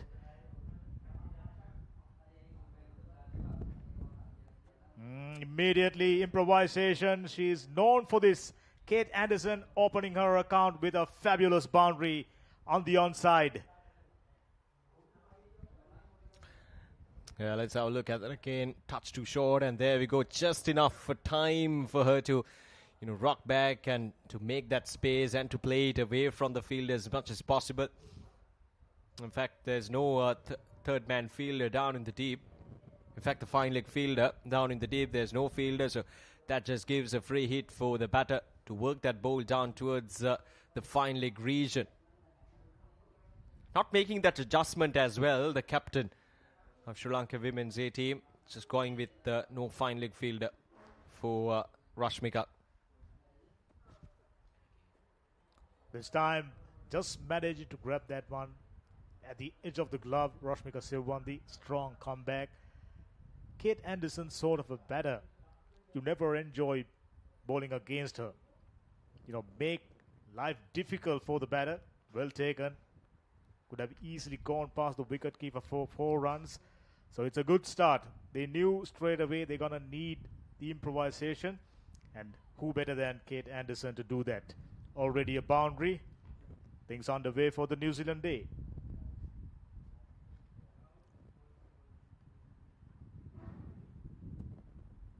Fuller delivery slammed away. Fielder little too slow to react. They get a single quite comfortably. Picking up those boundaries in early overs is going to be crucial, especially in this power play. And the approach that we've seen from Anderson, it's a good proactive approach from her. Getting those boundaries, just trying to exploit the field. And this was that fielding effort there from the mid-off fielder. Last ball of this over coming up.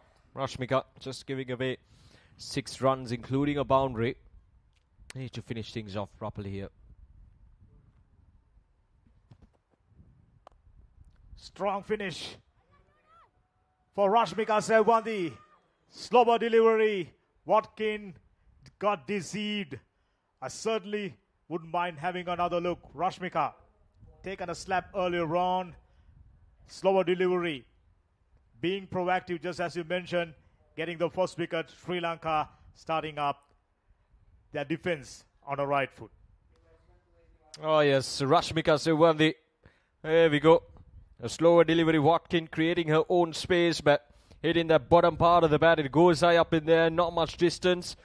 And a good catch, a good calculated catch there from the fielder. There we go. So the first wicket goes down and the captain has to walk back to the pavilion. Jazz Watkins, she's gone for 1. And New Zealand 6 for the loss of 1 wicket now.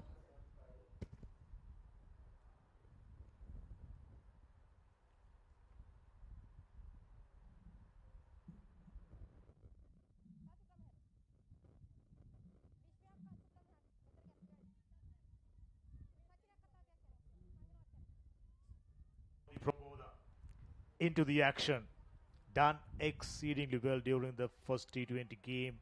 Youngsters still under 16. Goes to tell you how much promise she brings in to this setup, earning her place. A couple of years ago, we saw for the first time, immediately knew she got something special. Goes down the ground and finds the gap. If he plays straight, more or less gets a boundary. So as usual, Kate Anderson already proven dangerous. Starting off with a boundary. There we go, touch to full. And no need of second invitation there for Anderson to go down the track. Playing it safe, playing it down the ground and straight. It goes all the way for a boundary. The intentions are quite clear and the signal has been set from Anderson. Anything full, anything on the full to be hit, she will go after the bowling. I mean, once you do that, once you give that sort of impression for the bowlers, the margin of error for the bowler becomes really, really low. Now, this was the wicket, a good catch, using her both hands. Eyes on the ball till the very last moment. Kate Anderson sort of a batter. It's a headache. Bowling to a batsman batter like Kate Anderson. Going for improvisations, never static in the crease. You never know what's coming. Room outside the off stump, cut away. Straight to the fielder. Shamodi Praboda. Get away. Wasn't the best piece of bowling. Straight to the fielder. As a result, a dot ball.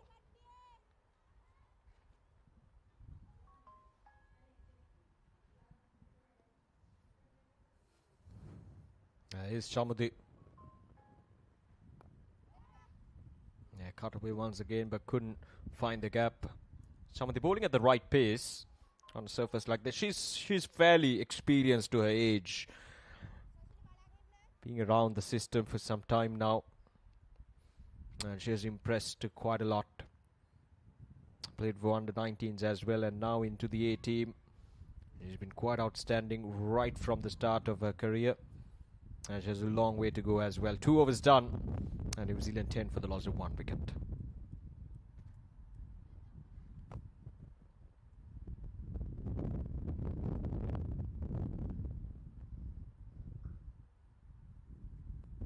So it's a good start for the Sri Lankans. They picked up a wicket. Shamodi Praboda strikes. Rashmika Sewandi strikes for Sri Lanka. 143 of 108 deliveries. Pressure is on. Somebody will have to play out of their skins. James, quite capable, yet to get off the mark. Anderson already showcasing her defense attacking prowess. Run rate, 5 and over. Rashmika into her second over. No changes in the field.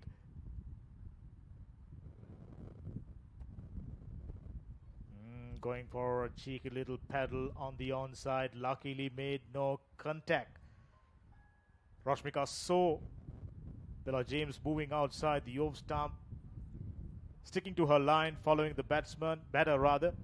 And Straight to the wicketkeeper's hand. Luckily, there was no touch for Bella James.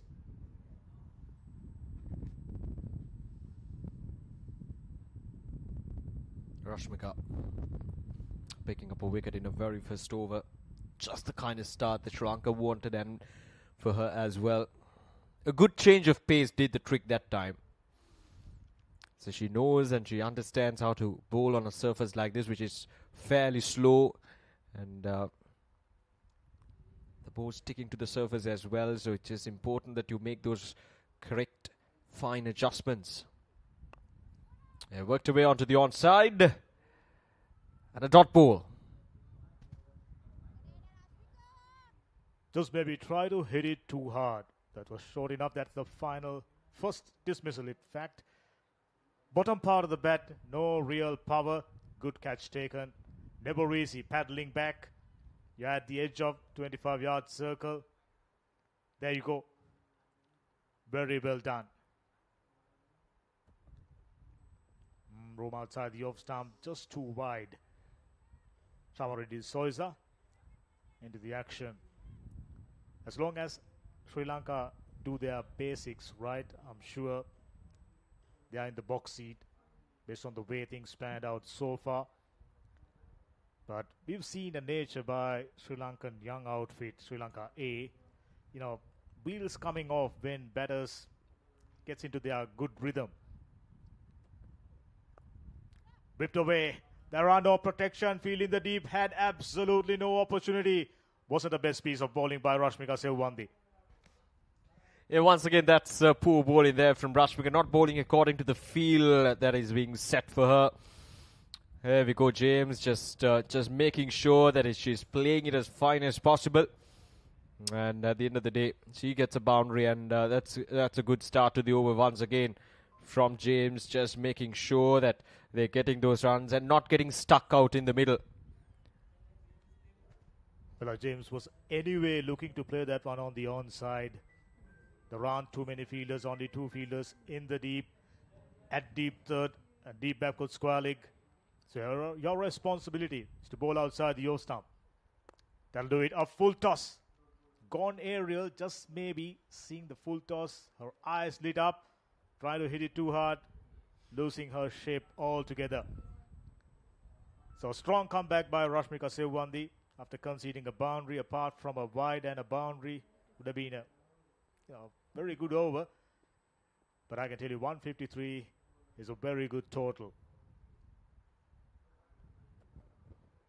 Once again, room outside the off stump. Luckily, once again, straight to the fielder. Would have been a boundary. I didn't really have to move much that time. Wish me that was, if I'm not mistaken. It's straight into her hands.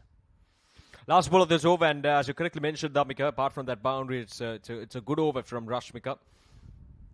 There we go. Just straight into her hands. Couldn't find the gap. James disappointed. Oh, there we go. Very effective. There's a deep third man in position. So that's the end of the over. 3 overs done. 16 for the loss of 1 wicket.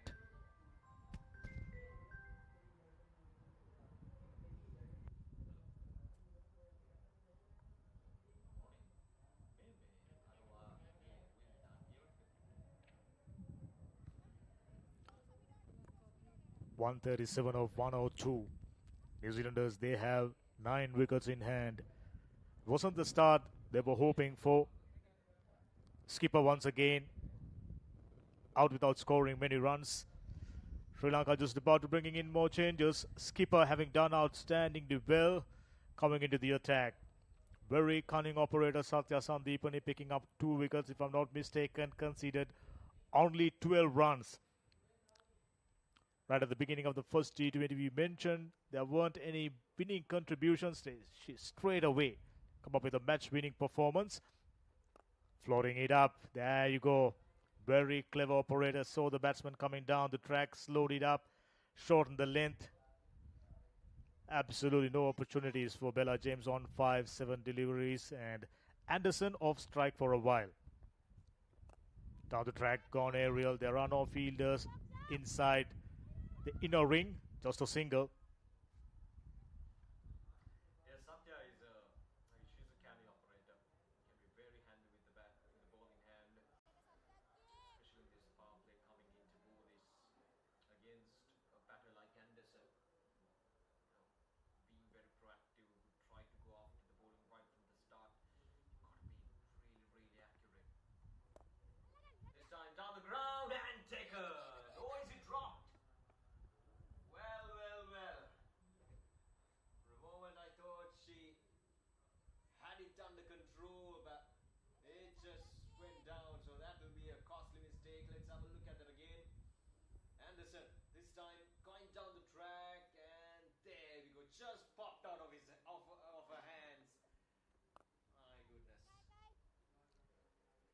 Straight to the fielder for a single. I thought she went with hard hands.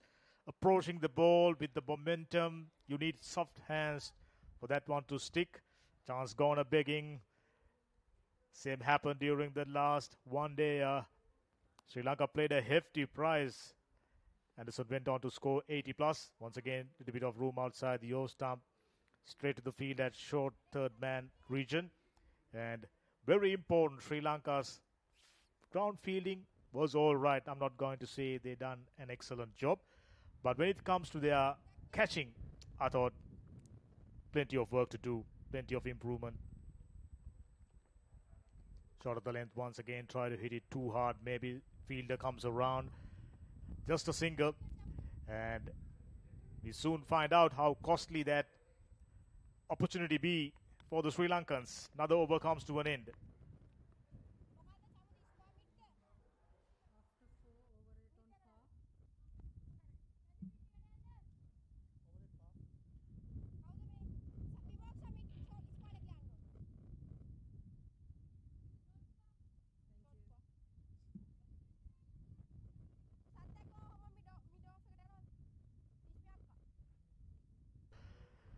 Sri Lanka created an opportunity.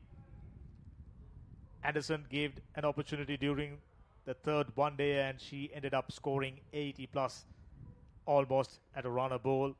And that was the difference between winning and losing. That's a good delivery. Back of a length, not providing too much of room outside the off stump. Yeah, indeed, the spinners will have a big role to play.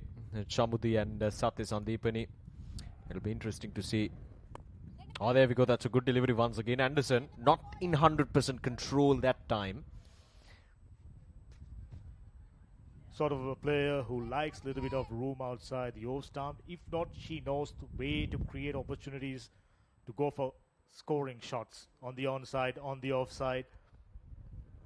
There you go, just like that. That one came off the inside edge, if I'm not mistaken. Dot ball, nevertheless. Chamudi seems to have figured out a way to operate against a batter like Anderson. That's her getaway shot. Sweep, conventional sweep, as well as the reverse sweep. Florida delivery. Oh, missed opportunity. Already 2 opportunities, 2 lives. Kate Anderson living charming life. Yeah, we'll soon see how costly these missed chances would be. But Chamudi creating those opportunities. But yeah, couple of chances going for begging at this stage. We're still in the power play. It's 20 for the loss of 1 wicket and already couple of chances going down.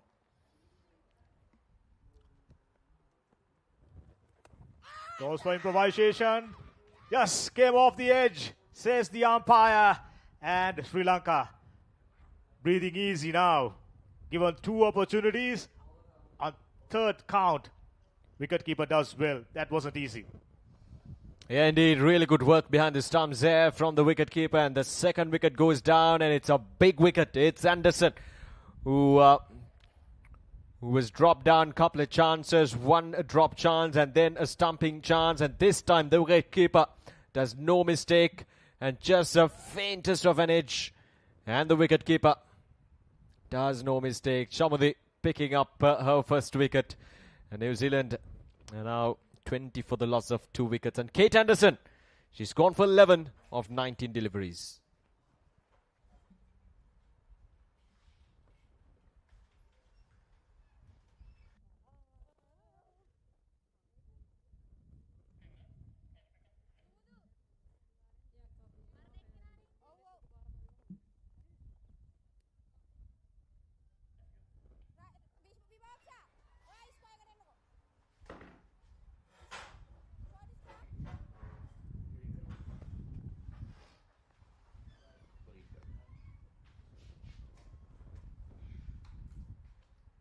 So 20 for 2 at the moment, New Zealand women's A team. After 5 overs, so Sri Lanka have done well in this power play. They not only contained but also picked up a couple of wickets. That's a drill through the offside, but cannot beat the field. James has been among the runs in the 50-over format. Wakelin has had a reasonable tour so far. These two will be looking for a partnership as we welcome Kosala Suresh Chandra to the commentary box. Yeah, it's going to be a challenge, isn't it? This is the fall of the first wicket. The skipper trying to be innovative. Caught behind. Well, you try these things, isn't it, Ricky? This format. But look at that concerning fact. I'll talk about that after this delivery. The skipper is ready. Comes down the track, but well bowled. I think she saw her, spotted her coming down the track. Dragged it back with Satya Sandeepani. Look at that. The concerning factor for New Zealand will be the required run rate. It's above 9. She bowled really well in the first game in the T20 format. Didn't have a good series with the ball in the 50-over format, the skipper, but it was good to see her coming back strongly in that first T20, leading from the front. They'll expect her to use all her experience in this situation. Again going for that river sweep, but straight to the fielder. Hasn't been that productive so far, though. They have tried it numerous times. Well, I think they should be trying to get the maximum out of the power play rather than trying these innovative strokes.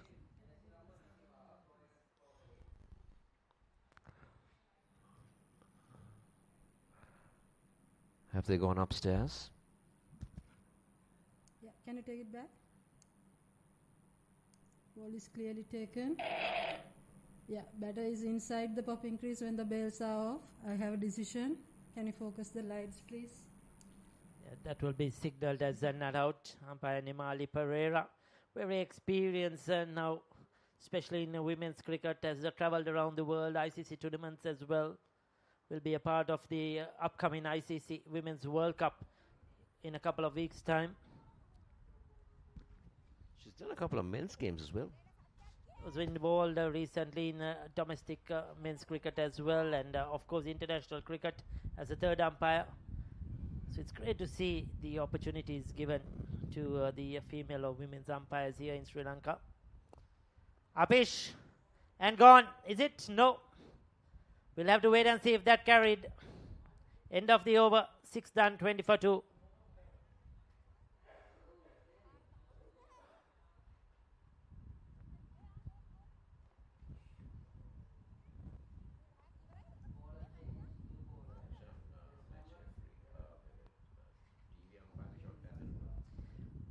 Well, that was a sitter gone down. The skipper will be very disappointed. That was straightforward, and out it went. It was a maiden over, though. Excellent over, just building up the pressure. The last over of the power play, when you bowl a maiden, there's a lot of pressure on the batters. Sachini Nisansala, slow left arm orthodox.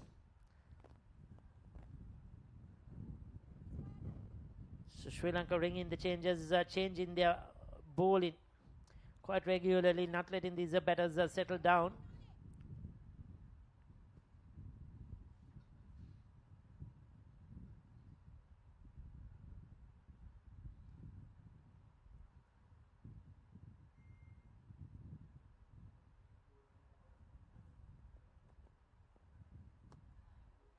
Once again trying to employ that sweep, not working in favour. Slower through there on that occasion by Sachini. The batter was more into the stroke.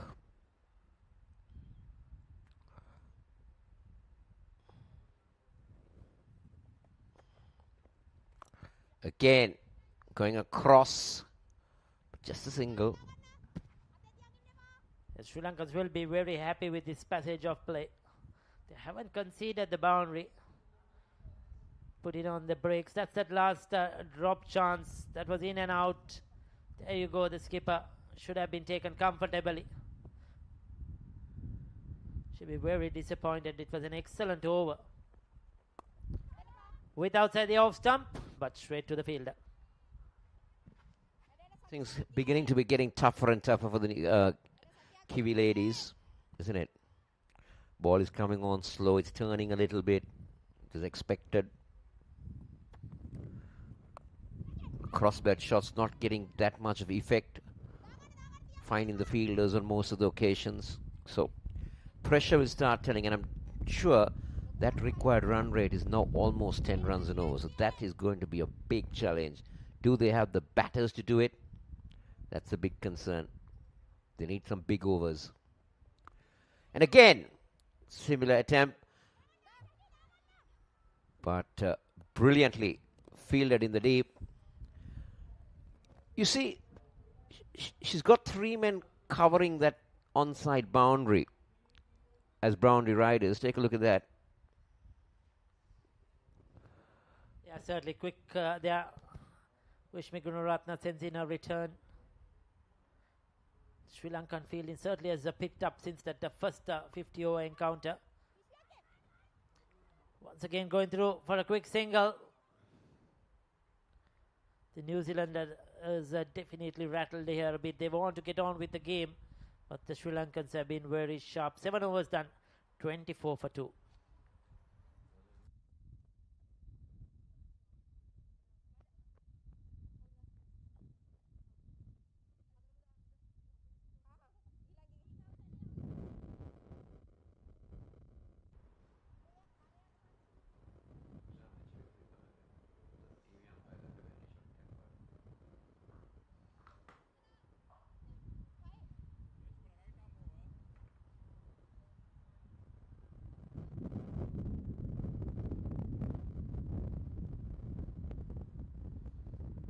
We have another bowling change coming up. It's going to be Devmi Vihanga, the right arm off spinner. She had an excellent series in the 50-over format. It was disappointing in the last outing, Ricky. Went wicketless, went for a couple of runs. But today, her cameo really brought about some difference to this whole game. A good all-rounder, Devmi Vihanga. In the 50-over format, got runs coming down the order at number 6, 7, and quick runs, like you mentioned, can strike that long ball. Good utility all-rounder. Bowl well in the longer format. Can she maintain that consistency in the T20 format? We'll have to wait and see. Another player that has come up through the ranks from under 19 level. She's played a few games. Now that's the think tank of the New Zealand women's team. The difference with the New Zealand spinners and the Sri Lankan spinners has been the Sri Lankan spinners are trying to bowl it a little bit slower through the air. There you go. That's the Sri Lankan think tank. Noting down everything.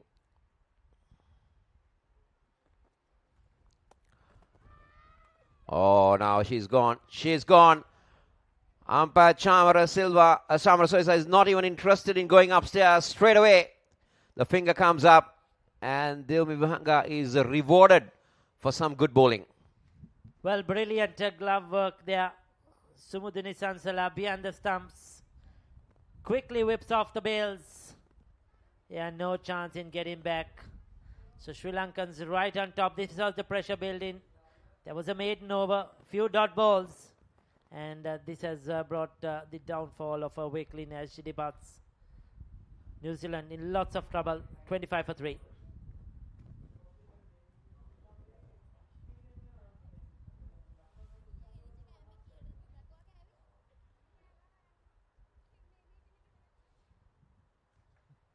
There you go, 128 of 74, Bella Armstrong. She's a very good player. They'll need her to bring in some momentum into this batting lineup. They need a couple of big overs, Ricky, that's for sure. 2 overs of 15 plus to come back into this game. Bella Armstrong.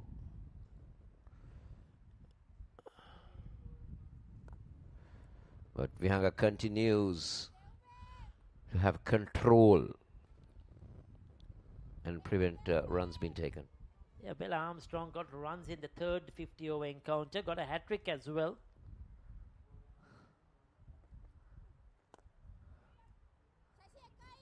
She's off the mark. But another excellent over for Sri Lanka Just 2 runs and the wicket from Deumi Wihanga. 8 done, 26 for 3.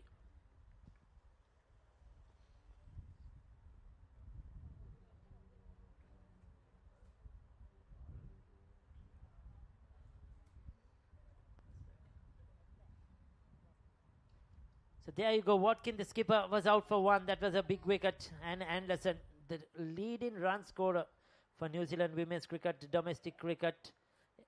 She was out for 11. That was a big one. And now the last one out, Wakelin as well.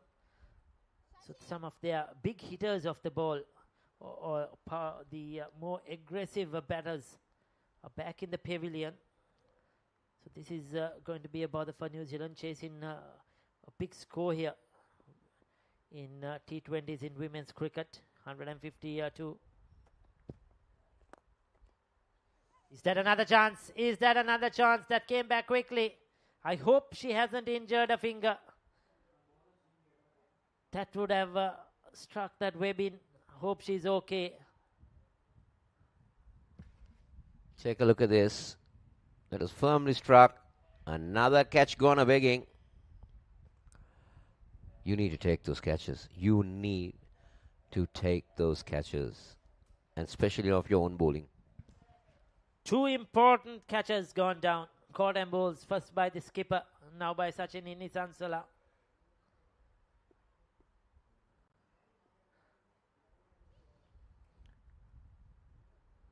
The required run rate has gone above the 10-run mark. Again, trying to be innovative.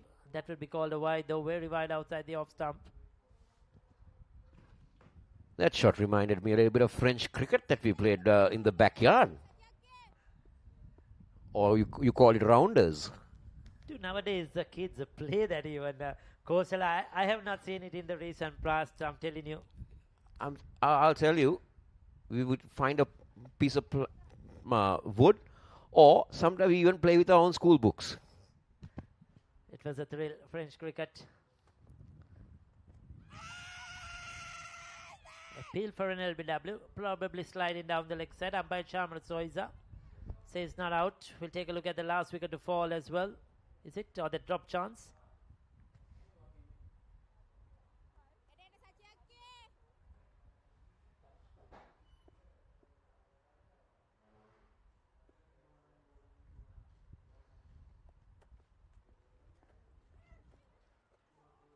Well, they're really struggling against the Sri Lankan spinners. And there is another chance. That's a run out. New Zealand fall further and further into trouble. This is not good signs for the team from the Kiwi Island. Take a look at that. She was searching for the ball and a direct hit. And the batter nowhere in the frame. New Zealand lose their 4th. Of Wakelin for 2. It's 28-4.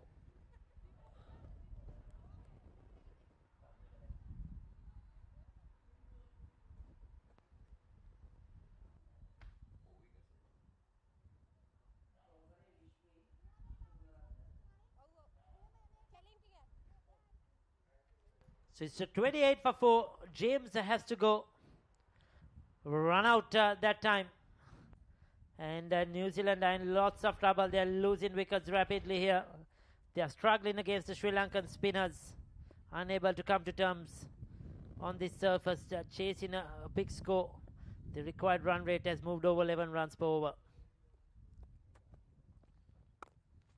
So Watkins is out there.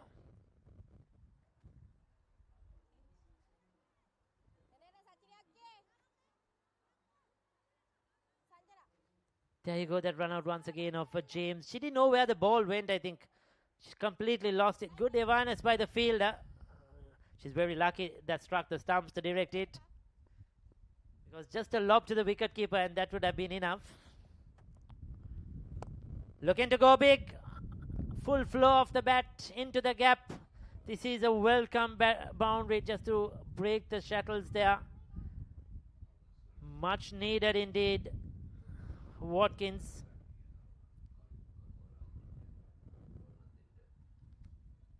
There you go again. Flighted outside the off stump. And she went up and over. It's got a bit of cloudy as well. A bit overcast here at the moment. There was bright sunshine, and suddenly, just within a couple of minutes, the skies have changed. That's the end of the over.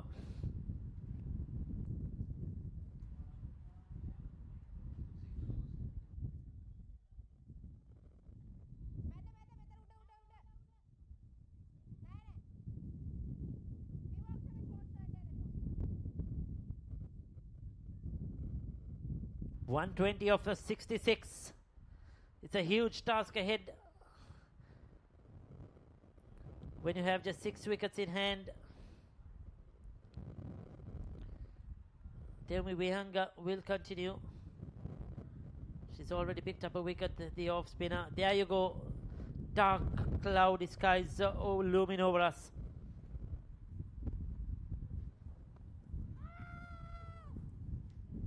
Slight turn for Deumi, but put a missed leg.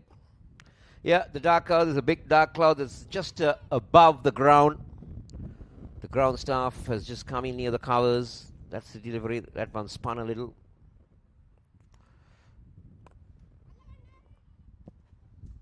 Gets a single. Deumi Vihanga puts in the dive. New Zealand have a lot to do here. They've lost the first game. They lose this T20 series. Yes, they won the 50 over format 1-0. The first 2 games were washed out.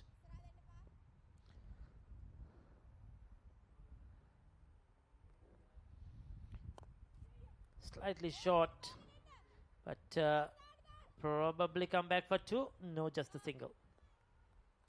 Yeah, we hope that the skies is clear and that sunshine will come out, so that we have a full game here. We don't want another washout. The rains have been terrible around the country over the last couple of days. It won't be a washout, Ricky. There will be a decision because 5 overs have been completed. Yes, sir. Sorry about that, definitely. What I was trying to say is I hope we have a full game.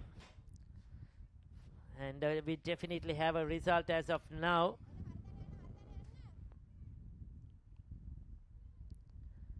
Unlike in the T50 over format, you need to get a 20 overs. But in T20 cricket, it's just the 5 overs.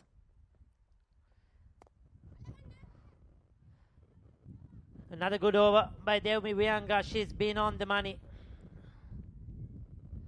The Sri Lankan spinners not giving anything away at all. They're bowled stump to stump, making the New Zealand batters do the hard work.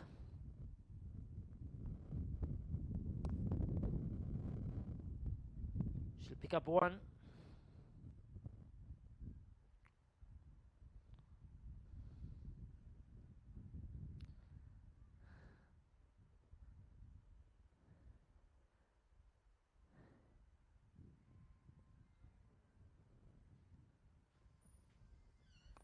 Looking to go over the top. Has she got the distance? She hasn't. She's out caught. Rashmika Sewandi. She doesn't miss the many. She's a very good fielder. And as always, will celebrate in style. There you go. We'll put in the dance. And that's another breakthrough. So New Zealand are falling here quite quickly. This is the 5th wicket to fall. Floated up there. Tees in the batter to go after Deumi Vihanga. And that was well held. So Sri Lanka are all over the New Zealand women's A team. Armstrong departs.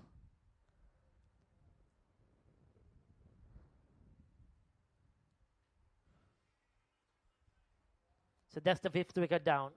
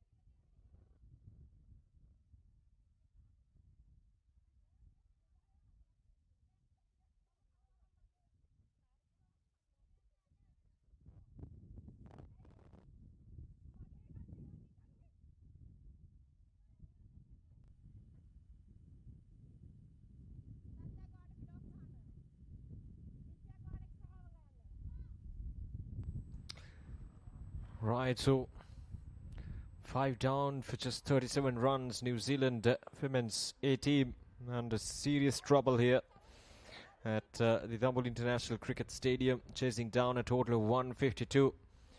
The first 10 overs completed, and it totally belongs to Sri Lanka.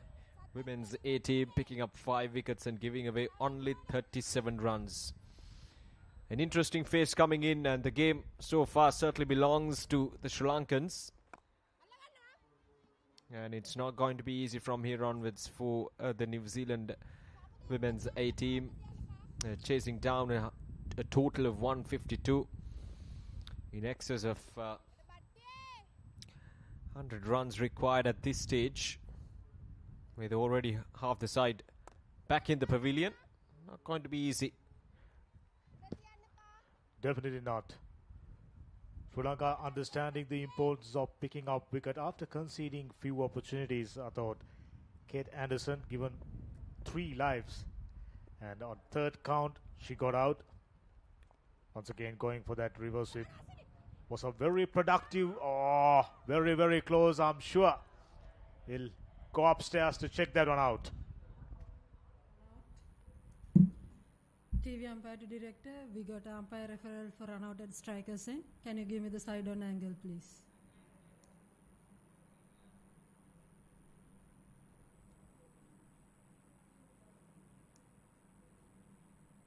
Ball is clearly taken. Can you take it back?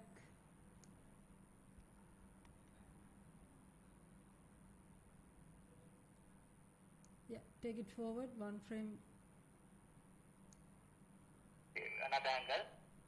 Yeah, sure.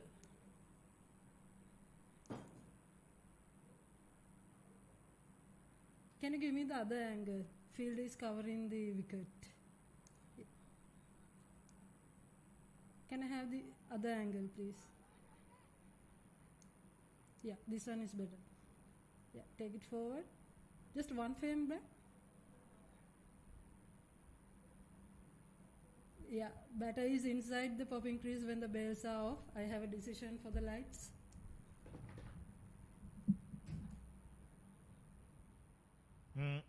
That was another very close shave, I can tell you. Sri Lankans, cocker hoop. Outstanding energy in the field. A few direct hits, couple of run-outs. Way to go. Floated delivery, played down the ground. Just another single. The opportunity is coming in Sri Lanka's way. As you correctly mentioned, Dhammik, a few chances when dropped down in the first few overs, but from there onwards, Sri Lanka, the fielders, the bowlers, everyone, they were right on spot, asking the question, and gone! It's another wicket. 6 down, and it's Chamudi who has once again stepped up to the occasion to pick up the 6th wicket. And New Zealand falls into much, much deep trouble here. 39 for the loss of 6 wickets now. Wickets going down like a deck of cards. One following other to the dressing room. Excellent piece of bowling. So the batsman trying to come down the track, shorten the length, beaten the outside edge. Wicket keeper. Fabulous day so far for Sumudhu Nisansala. That'll do it. There was no hesitation whatsoever. Another one bites the dust. In deep trouble, New Zealand day. Yeah, just what Sri Lanka needed at this stage. Wickets falling, not giving any chance for the batters to settle down out there in the middle. And as expected, it's the spinners who have taken the control of this game. We told this in the early hours as well, that this is a used surface, so the spinners will have a big role to play, and that is exactly what we have seen so far in this game. Youngster impressed each and every one. Excellent over. Another wicket being taken. Chamudi Praboda. I mean, definitely the future for Sri Lanka.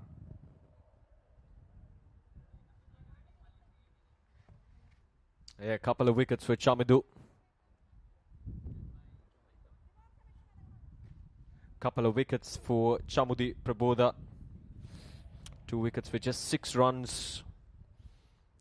And a couple of wickets for Devmi Vihanga as well. And a wicket for Rashmika Sewandi early on. So the 2 spinners, Chamudi, Prabodha and Devmi Vihanga doing the trick. Here we go. Devmi Vihanga. Very slow through there as well. This time a wide. But she has a good mix of delivery, especially when it comes to changing her pace. Now that particular delivery went on to become a slower delivery, but getting some good turn on offer as well on the surface, Devmi. And it's important as a spinner to understand at which pace you're going to bowl at, depending on the surface. There we go, the faster delivery. Good bit of fielding, really good bit of fielding. And almost another run out that time, but wonderful effort from the fielder. Stopped a certain boundary, it was firmly struck, but look at this, it was in the gap. Beautifully done. Outstanding energy levels. Vishmi Gunaratha sends in a good return. Direct hit would have certainly had batter in trouble. Down the ground should only be a singles. Sri Lanka firmly in control. There you go, contribution, and I'm starting to think player on the ground, bit of a niggle it seems, bit of a hold up, I have no doubts. Yeah, put on a good dive there. It'll be interesting to see what exactly happened there. Stopped a certain boundary. There we go. Yeah, maybe the ball just rolled over her leg. That happens quite often. Satya Sandipani, the skipper, 100% commitment. Those maybe landed on top of the delivery. Very painful. Hopefully, no damage.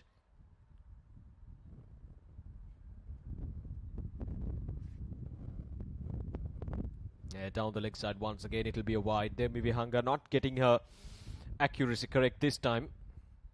That's the second wide in this over. Down the leg side.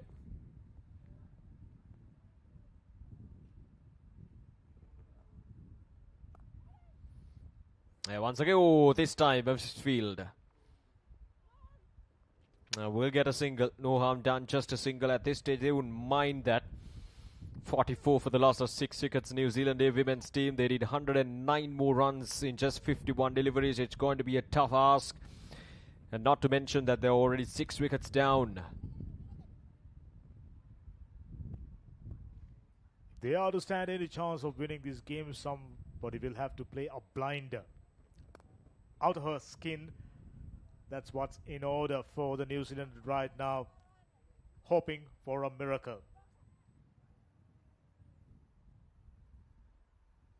Indeed, that's what they need at this stage, a miracle to happen for New Zealand to crawl back out of this pit that they're in at the moment.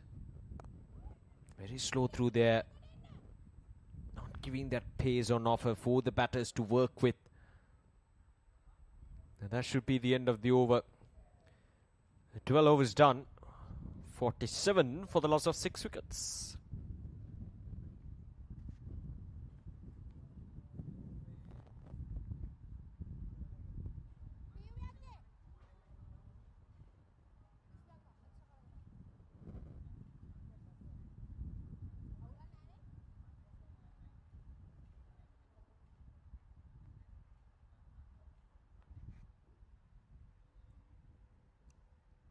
Right, so 6 wickets down now for New Zealand A women's team. 12 overs completed, and they are in deep trouble here. They're chasing down a total of 152. Right, so here we go. Good bit of ball in there, right outside that off stump. In fact, very close to that wide line, but inviting the batter chase that delivery outside the off stump, enticing the batter to go for that glory shot on the offside, but yeah, beaten at the end. Sachin Nisansala bowled outstanding to Bell during the first T20 game. Across the line of the delivery, slapped it down. Should only be a single. I like the energy as well as the leadership by Satya Sandipani. They've been precise with their field settings, kept number of fielders inside 25-yard circle on the offside. As a result, picking up few run-outs now. And the batters, their footwork out of the window. Wheels are coming off for the New Zealanders. Once again, going for an expansive drive, finds the fielder. It's very, very hard to see New Zealanders getting their campaign, the chase back on track. 48 for 6, 13th over in progress. Rowe, we know for a fact she is capable. Gagging, batted outstandingly well during the previous game. But 14 runs and over. Into the gap. Should only be a single.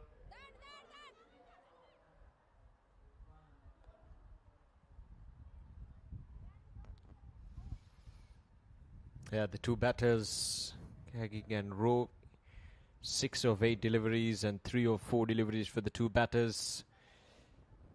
Just taking it slow and steady at this stage of the game, which is not ideal for the New Zealand women's A team. The required run rate, almost 14.5 runs. Now, there we go. That's another wicket.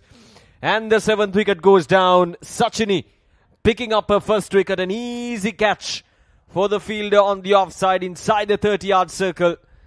And it's been that kind of a day for the New Zealand women's A team. And it's basically catching practice at this stage of the game for the Sri Lanka women's team. Sachini deservedly so picks up another wicket.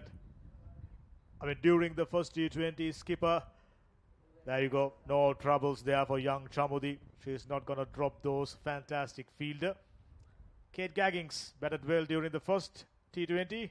Not too many runs. 6 runs of 9 deliveries. 49 for 7 now.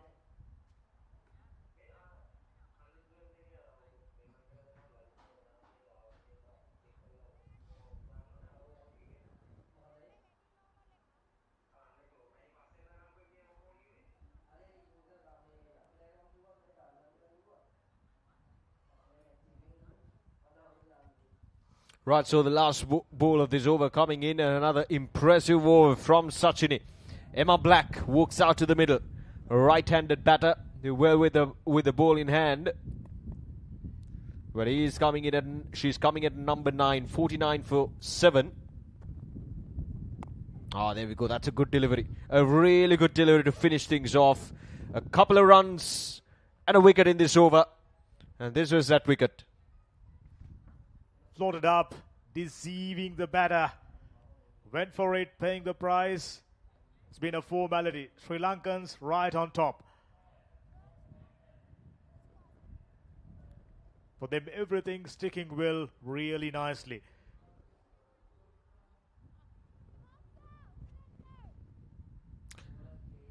Yeah, more trouble. 7 down for 49 is how we look at the moment for the two teams. The score comparison, as you can see, quite a lot of green dots there.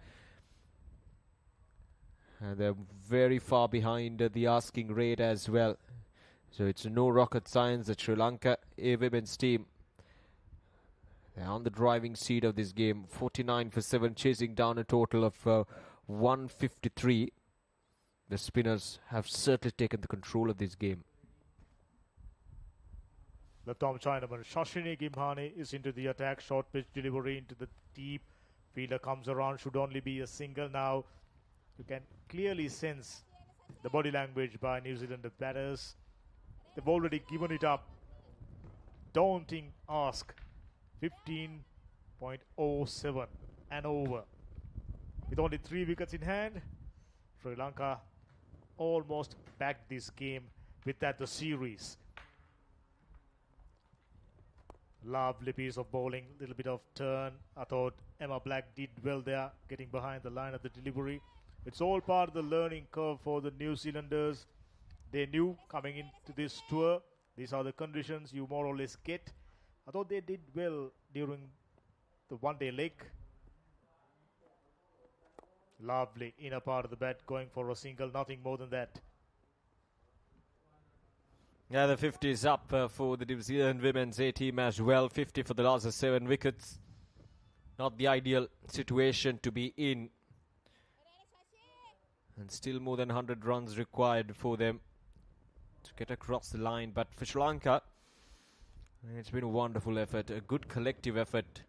The spinners, 3 of them, have really taken control of this game and put New Zealand right into the back seat. And this is an important series win for the Sri Lanka.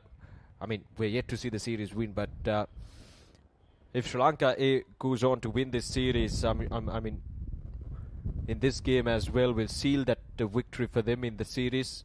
It's going to be an interesting win because they lost the one-day series 1-0.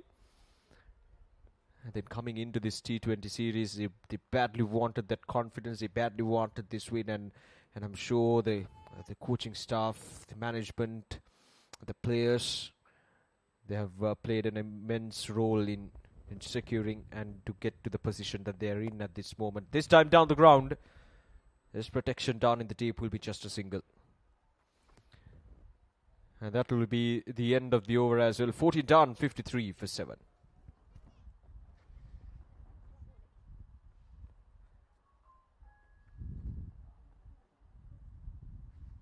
There you go. Daunting task. 100 runs of 36 deliveries. You seldom see from this type of position teams get on to go past the line. Sri Lanka in the box seat, looking good to wrap up the series. It all goes down to their intent.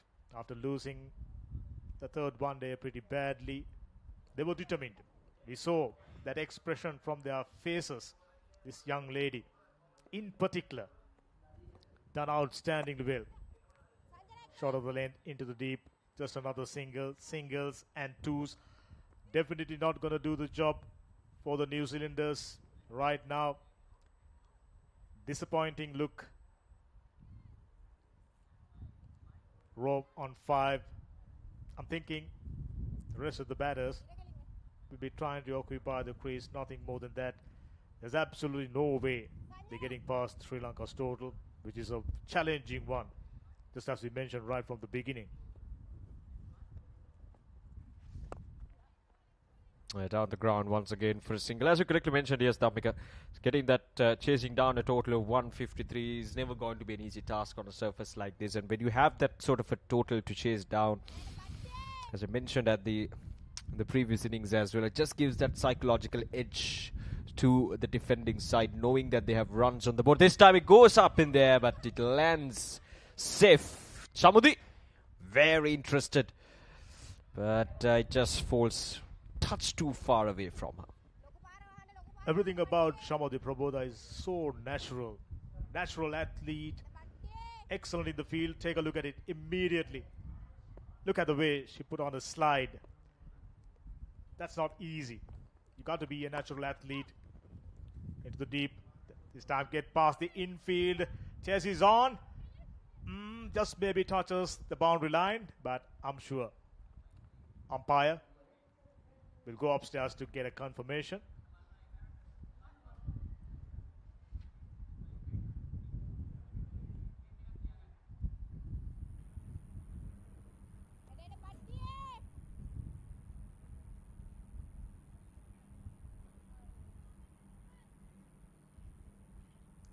Do you have any other angles?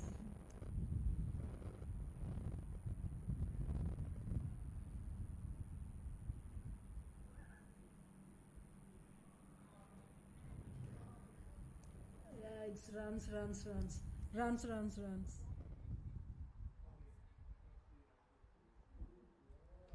Just runs. Outstanding work by Vishmi Gunaratna. Commitment.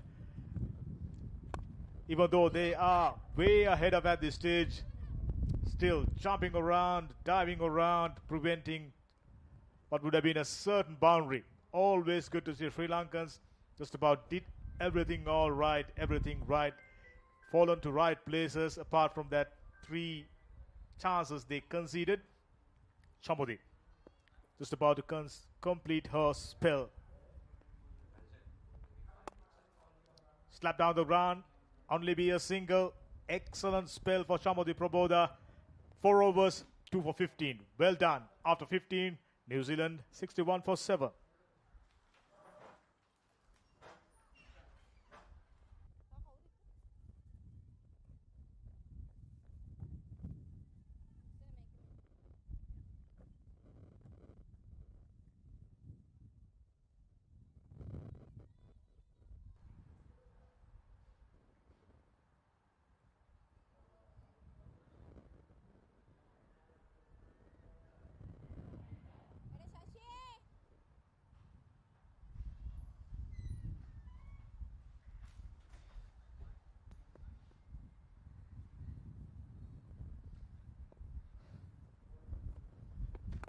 So the left-arm Chinaman bowler Gimhani operating into a second over. 61 for 7. New Zealand have never been in this run chase. They have always been on the back foot from ball number 1. Sri Lanka picking up early wickets, containing in the power play, the 6th over of the power play. The last over was a maiden over as well. Hanaro will be looking to, that's a sitter, come on. That might go to the third umpire, appeal for a run out, but that should have been a chance. That was just a sitter to the skipper. TV umpire to director, we got umpire referral for run out at striker's end. Can you give me the side on angle, please?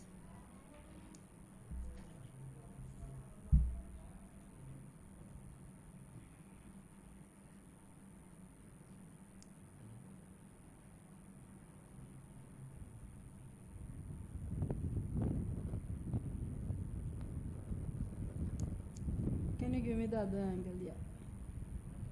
Take it back and roll it forward slowly, please.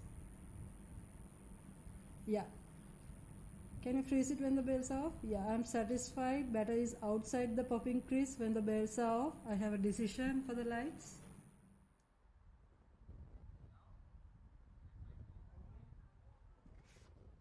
It's just a matter of time, isn't it now, on where New Zealand will fold up. They lose their 8th at 62.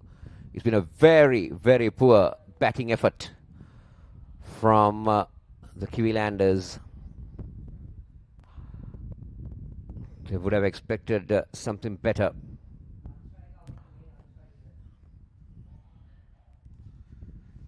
Take a look at that again. Going for the big one. One hand pick up and throw was a good one. And she was just about 2 inches short when the bails came off.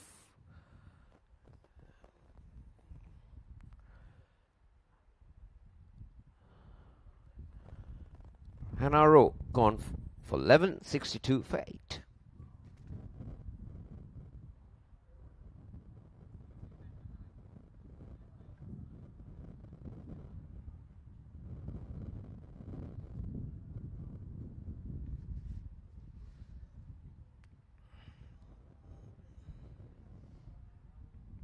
And 91 still required. Downers is the new batter in. Yes, so Sri Lanka picked up a wicket there through a run out, but disappointing for the bowler. She should have had a wicket against her name. That was a straightforward catch, and there she goes, though. She's picked up the wicket she was looking for. Didn't pick that one at all. She's a difficult customer when she gets it right, Sachini Gimani. And 9th wicket down for New Zealand women's A team.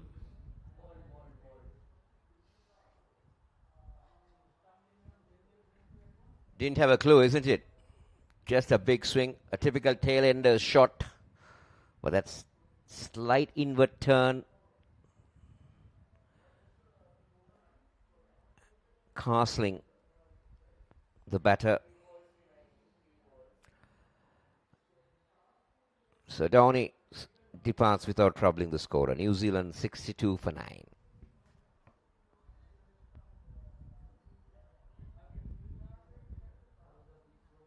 So Fran Jonas, the New Zealand international, has played over 30 games each for the White Ferns.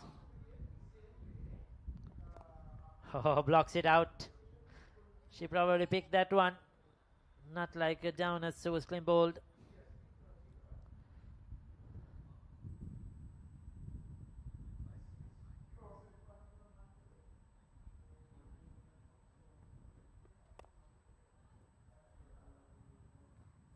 Excellent bowling. Another player that has come through the under-19 ranks, junior cricket, Sachini Gimhani. Yeah, she didn't pick that one at all.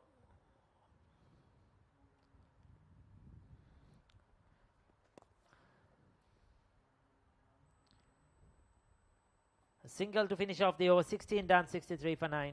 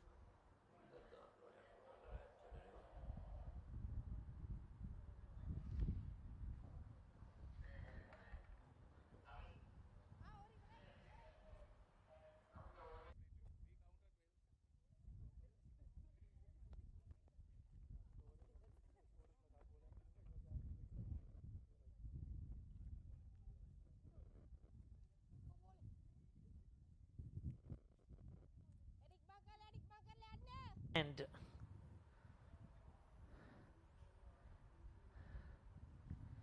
New Zealand have been totally outplayed in this game. First, Sri Lanka with the bat dominated the power play. They kept going, getting runs through the middle period to get them to that over 150 run mark, 152. And in the bowling effort, again, dominated the power play. I think that's where Sri Lanka won. When you look at it, isn't it, Kosila, the chipper in both power plays with the bat as well as with the ball. Sri Lanka well ahead of New Zealand. Yeah, I think that is the key factor, isn't it? Sri Lanka making almost 50 runs in the power play. And 2 for 20 with the ball. So that's what New Zealand made. So that is the turning point. That was the crucial point. And none of the New Zealand batters really got themselves in. That's a boundary. They will take it. They will just now try to identify whether this pair, Black and Jonas, how long they can bat. And look at their batting abilities going forward. But that's a bad bit of fielding. The Sri Lankans haven't fielded that well in the previous game, and even in this game, the fieldings has not been to the best of ability. Yeah, right throughout this tour, we have seen a lot of drop chances from both teams. In fact, in the 50-over matches, New Zealand too put down some simple chances, surprisingly, because they take pride in their fielding. And today, Sri Lanka 3 straight for 2 caught and bowls, and that last one at mid-off as well. Some simple chances going a big in. That's some area the coaches will look at where they could improve. On a day like today, they'll get away with it, but on some days you wouldn't. Pinch in another single.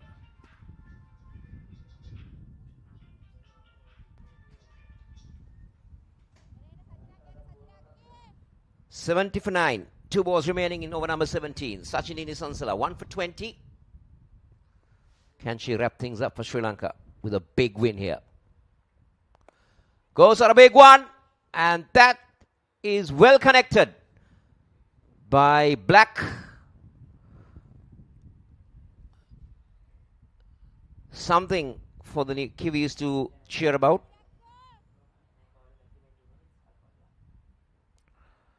Good clean hit. They would have loved a lot of those at the top of the order.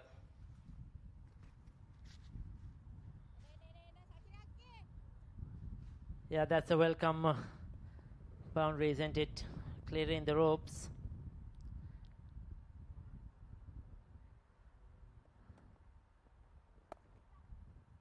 In one of the earlier games in the 50 over, she got some runs down the order. Black showed that she's very capable, but just too late for the New Zealanders.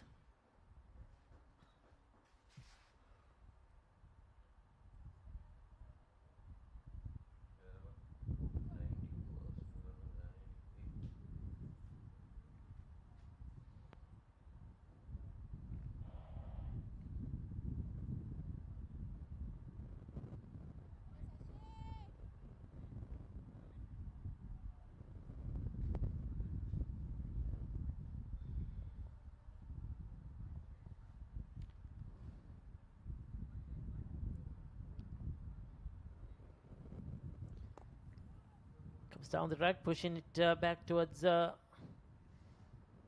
bowler. Kimani will be looking to finish things off here. She'll have a chance as against Black, who's looking for the boundary. There you go. Oh, once again, through her hands. Difficult chance, much more difficult than the earlier ones that were put down. But was that at catchable height? That just given a thump, isn't it? Black really gave it all.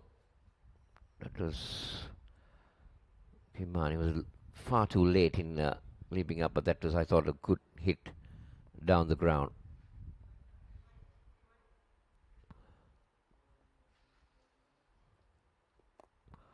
Oh, that's another big one. Just falling short of the fielder. Black means business. Did that carry to Rashmika Sewandi? She's very good in the field generally. Just wondering if that fell short. She's very quick across the turf. Probably the most energetic of the entire team, Rashmika Sewandi. Young legs. Oh, just short. Probably picked it up a little bit late.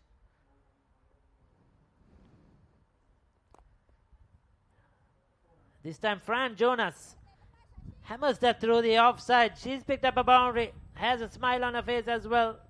That's a good hit. This is an expensive over. So far 2 fours coming off it. New Zealand have moved up to 86. Had to reach for it, but did well.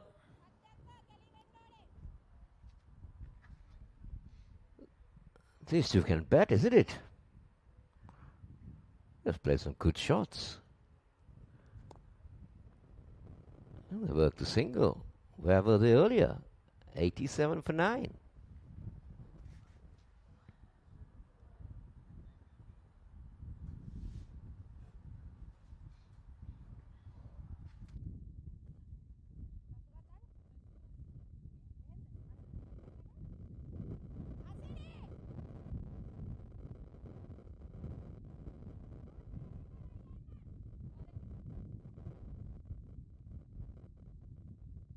Two for 15 off of 4 overs. Sachini Gimhani 1 for 27. She's done. Devmi Vyanga 2 for 13. And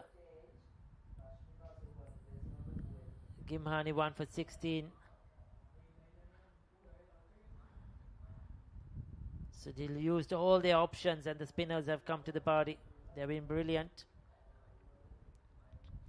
So Rashmika Sewandi will bowl the 19th over. She's been the only seam bowler in this lineup.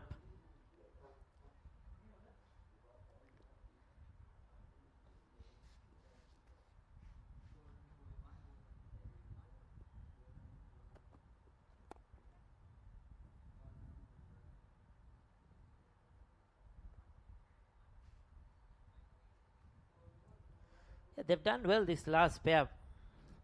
They've certainly got them some runs, probably looking to try and get that 100-run mark. Batting with some purpose, black in particular.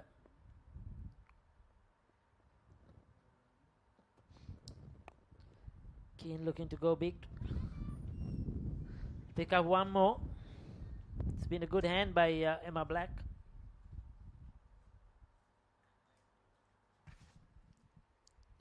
Wonder how much this partnership's worth now.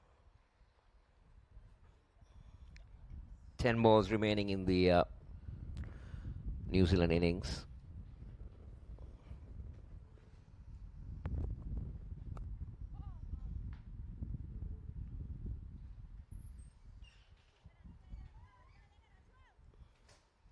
Yeah, that was a full toss, should have been put away. Straight to the fielder. If it was Black, yes. Jonas is not that of a big hitter like Black.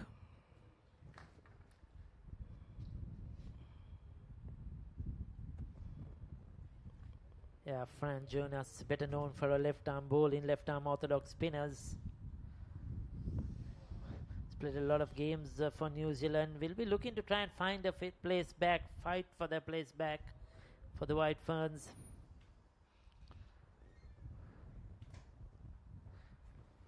One of the more experienced players in this tour to Sri Lanka. Hammers it through the offside, cannot beat the fielder though. Another dot ball.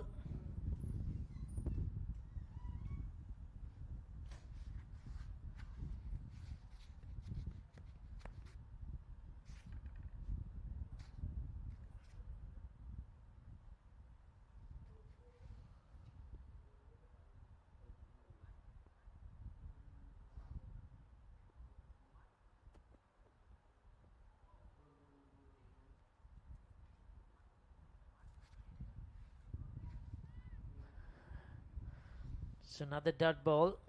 Fran Jonas just unable to get bat on ball at the moment. One more ball remaining in the 19th over. Can Rashmika Sewandi pick up a wicket here? She's got 1 for 15. No, it's another dot ball. New Zealand will hold on till the 20th over. It's 90 for 9.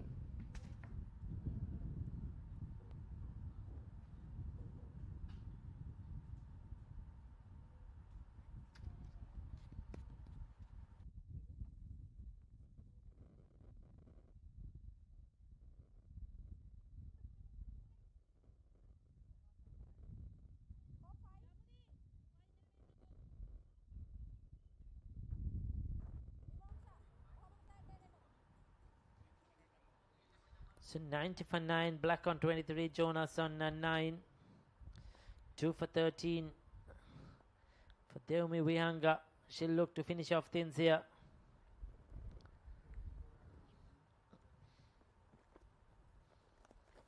Looking to go for that big one. Drags it. Possible run out. Well, I think the ball hit the runner while going through.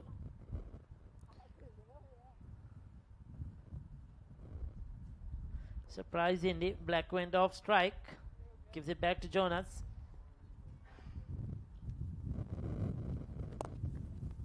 She's done a good job coming in at number 11, I'll tell you. Surprised that she came ahead of Downers, or she came behind Downers. She's got double figures, isn't it? 92 for 9. 4 balls remaining in the New Zealand innings. Taken on the full and hammered away. That will find the boundary. That was for the taking. But Black has proved a point here, Ricky. She's telling the teammates and the coaching staff, I can bat. Yeah, she certainly can bat. No doubt about it. No dummy with the bat, as you say, Black. Again, looking to drive.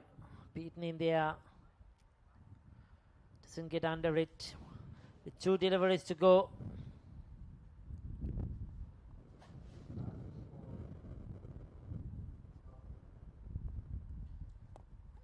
Straight down the ground.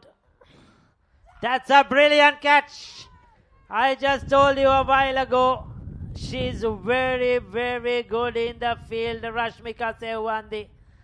She's the most energetic. She's a brilliant fielder. And she will go at everything. She won't give up. This is the last wicket. And she's gone for it and held on to a very, very good catch to bowl out the New Zealand A team. They will take the series with this win. The Sri Lankan women A team winning by a very good margin of 56 runs. New Zealand never looked in the chase from ball number 1. The Sri Lankan bowlers did a very good and a reasonably fantastic job to contain. And they kept picking wickets at regular intervals. That was the key. And none of the New Zealand batters really were able, except for Black at the back end, trying to restore something for the Kiwi ladies, finally holding out, and the New Zealanders bowled out with 1 ball to spare. Yeah, the players will come out. They'll shake hands. We'd love to see that last wicket because that was a brilliant catch. They'll be disappointed, Watkin and her team.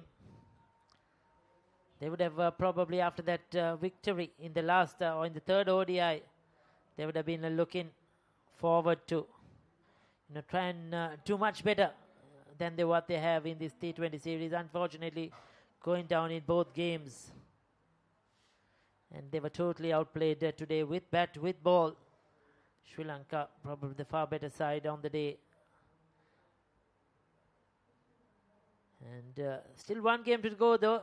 The New Zealanders will be looking to try and win that game, play their best cricket. because generally they are better suited for the shorter format. They play a lot of T20 cricket back in New Zealand, and they'll be disappointed, no doubt about it.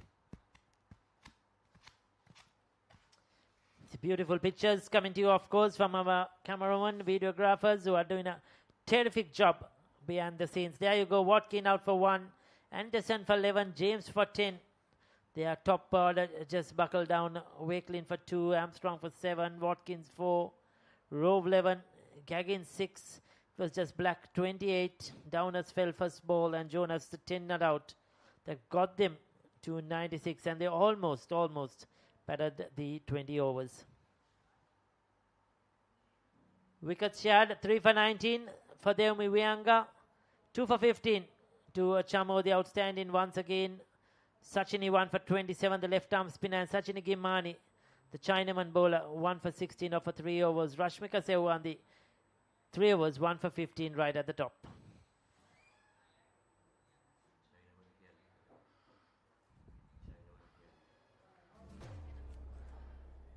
This is how they started off. Watkin fell early, that was a good catch. And wicket started to tumble. They needed Anderson to get going. She was the top player. But when she fell in this fashion, going for that reverse sweep, caught behind of Chamudi, things started to fall apart. The top chance, that was the skipper. But they didn't last long. That was James.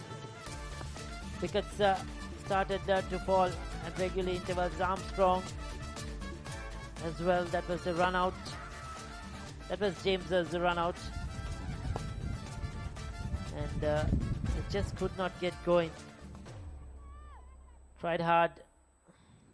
That was Armstrong was caught in the deep.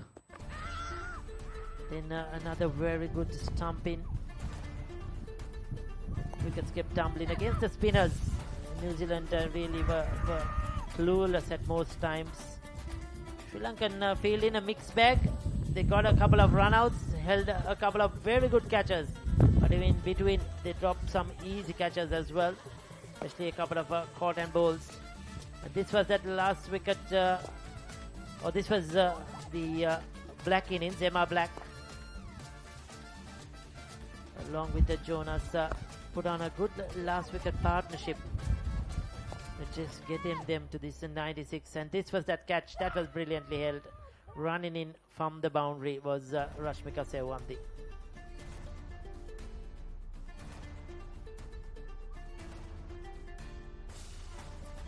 Sri Lanka 152 in their 20 overs for the loss of 5 wickets. Vishnu Gunaratne, the senior campaigner, 57 not out of 49. Vimoksha Balasuriya, good innings, 33. Kavindi, she started it all, 27 of 20. Piyumi Vatsala, 16 of 19. Hannah Rowe was expensive, 2 for 39. Watkin did well, 2 for 26. Jonas 1 for 27. They were economical, chasing down that total. 96 all out. Black 28. The rest didn't do much. Deumi Wianga 3 for 19. 2 wickets for Chamudi. Rashmika Sewandi and Sachini picking up 1 wicket apiece. Sri Lanka winning by 56 runs. Well, we'll take a short commercial break and we will be back with the awards presentation.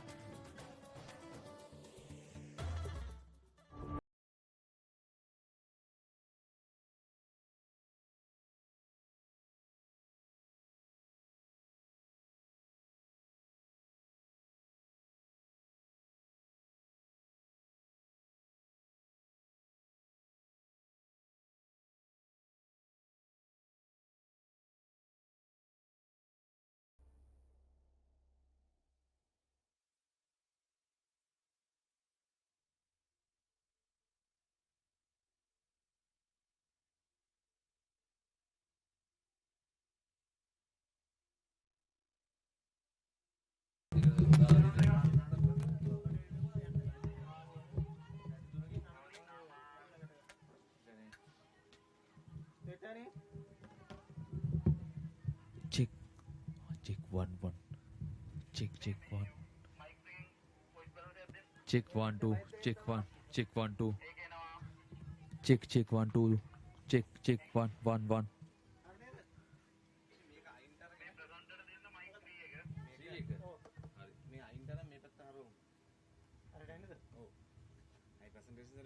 නෑ දැන් මේ පාර එහෙම ගන්න නෑ. මෙතනින් hand over කරන්නේ නෑනේ. නෑ. ඔව් නිකන් අරලා තිබ්බා මම පොඩ්ඩක් හරවන්න. මේ විකට් එක ගන්නවා ඊට පස්සේ ආයෙ ඕනද මේක? ඔව් ගන්නවා. මම දෙකම හදලා තියන්නේ. හරි අර ගන්න නැටි දාලා කොහොමද හදේ? උත්තර ගහගෙන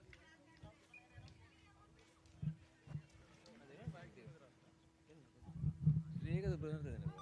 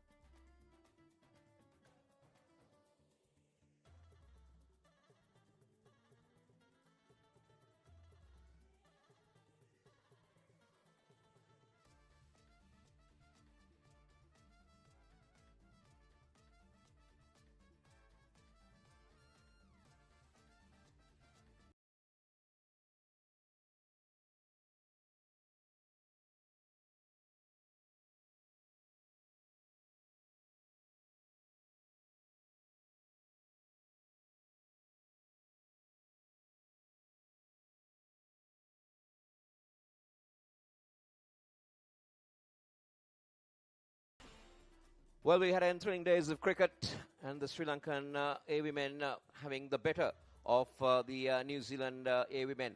Let's go down and join Oshada, who is ready with the post-match presentation.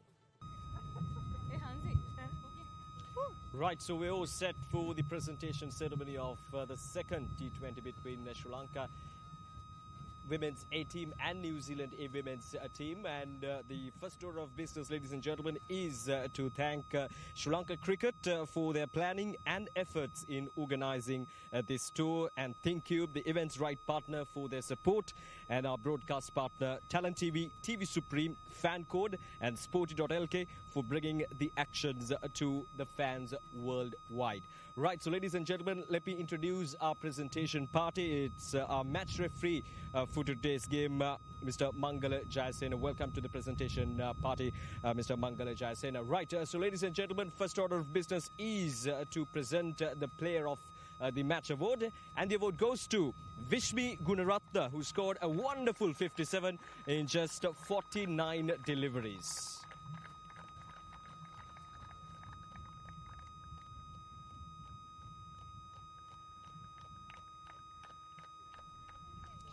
Vishmi, obviously congratulations on being awarded as the player of the match. What's your thought on today's game? And I'm really grateful for this, and it's for the people who truly believed in me and truly supported me throughout my hard times.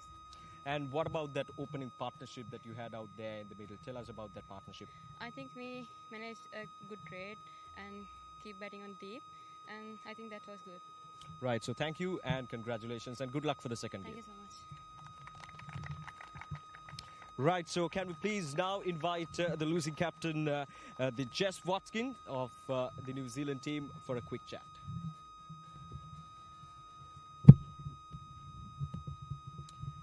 Jess, obviously not the best of the outing for you and for your team, but what went wrong today? Yeah, I think we probably let them get a few too many runs, and then we just didn't turn up with the bat today. And how crucial was that coin toss earlier today? Some would say it's quite crucial, but I think either way we still have to do our best, and I think we were fine bowling first. We just, again, let them get too many runs and then kind of threw our batting out the window a little bit. Yeah, and at the same time, how do you think this pitch behaved compared to the first game? Do you see any major differences? Yeah, it's definitely a lot slower, and I think the spinners are getting a bit more turn. Right, and thank you, and good luck for the third game. Thank you. Right, so can we please now have Satya Sandipani, the captain of Sri Lanka Women's A team. Satya, මොකද හිතන්නේ අද තරගය ගැන? ඇත්තටම මම හිතනවා team එකක් විදිහට අපි ඔක්කොම හොඳට කරා කියලා. ඒ වගේම තමයි අද ලකුණු 153ක් ලබා ගත්තා. මම හිතන්නේ පළවෙනි තරගයත් එක්ක කම්පෙයාර් කළාම ඉතාමත් හොඳ ලකුණු ප්‍රමාණයක්. මොන වගේ ප්ලෑන්ස් එකද ඔයගොල්ලෝ ආවේ අද? අපිට ඕන වෙලා තිබ්බේ 140 ප්ලස් ගන්න. මම හිතනවා අපේ টොප් ඕඩර් එක හොඳට කරා කියලා. විශ්මි මම හිතනවා අන්තිම ඕවර් වෙනකන් ඒක හොඳට හැන්ඩල් කරා. ඒ වගේම තමයි අපිට කියන්න දේව් මිවිහංග මම හිතන්නේ අන්තිමට ඇවිල්ලා ලකුණු 14ක් ඉතාමත් විකරණ ලබා ගත්තා. ඒක තමයි කඩු තුනකුත් ලබා ගත්තා. මොකද හිතන්නේ යාගේ පර්ෆෝමන්සස් ගැන? ඇත්තටම මම හිතනවා එයාගේ තියෙන එයාට කරන්න පුළුවන් උපරිම ටීම් එක වෙනුවෙන් කරා කියලා. Thank you and සුබ පතනවා තුන්වෙනි තරගයට. Thank you. Right, so that's the news from the centre. So congratulations to Sri Lanka A women's team on securing a series victory as well, 2-0. And we're connecting back with our commentators. So there you go. That's the postman presentation. Wish me taking the award of the player of the game. Well, that's it from the Dumbledore International Cricket Stadium. But before that, the summary of today's game. Sri Lanka batting first, 152 for 5, a top score 57 from Vishmi Gunaratna. Vimoksha chipping in with 33 and covering the 27. And in the bowling, 2 wickets apiece, each for Rove and Watkin. And in reply, New Zealand, a very poor performance with the back. Bundled out for 96 with the ball to spare. Black top scoring with 28. 3 wickets for the Emini. Well, the next game, that is on Monday, the 25th. And we'll be live from the Rangiri Damble International Cricket Stadium from 9:40 a.m. So it's been a pleasure being with you and bringing you this coverage. So it's time for us to say our bye-byes from Rangiri Damble International Cricket Stadium for today's game. So till you meet again on Monday. Have a pleasant day.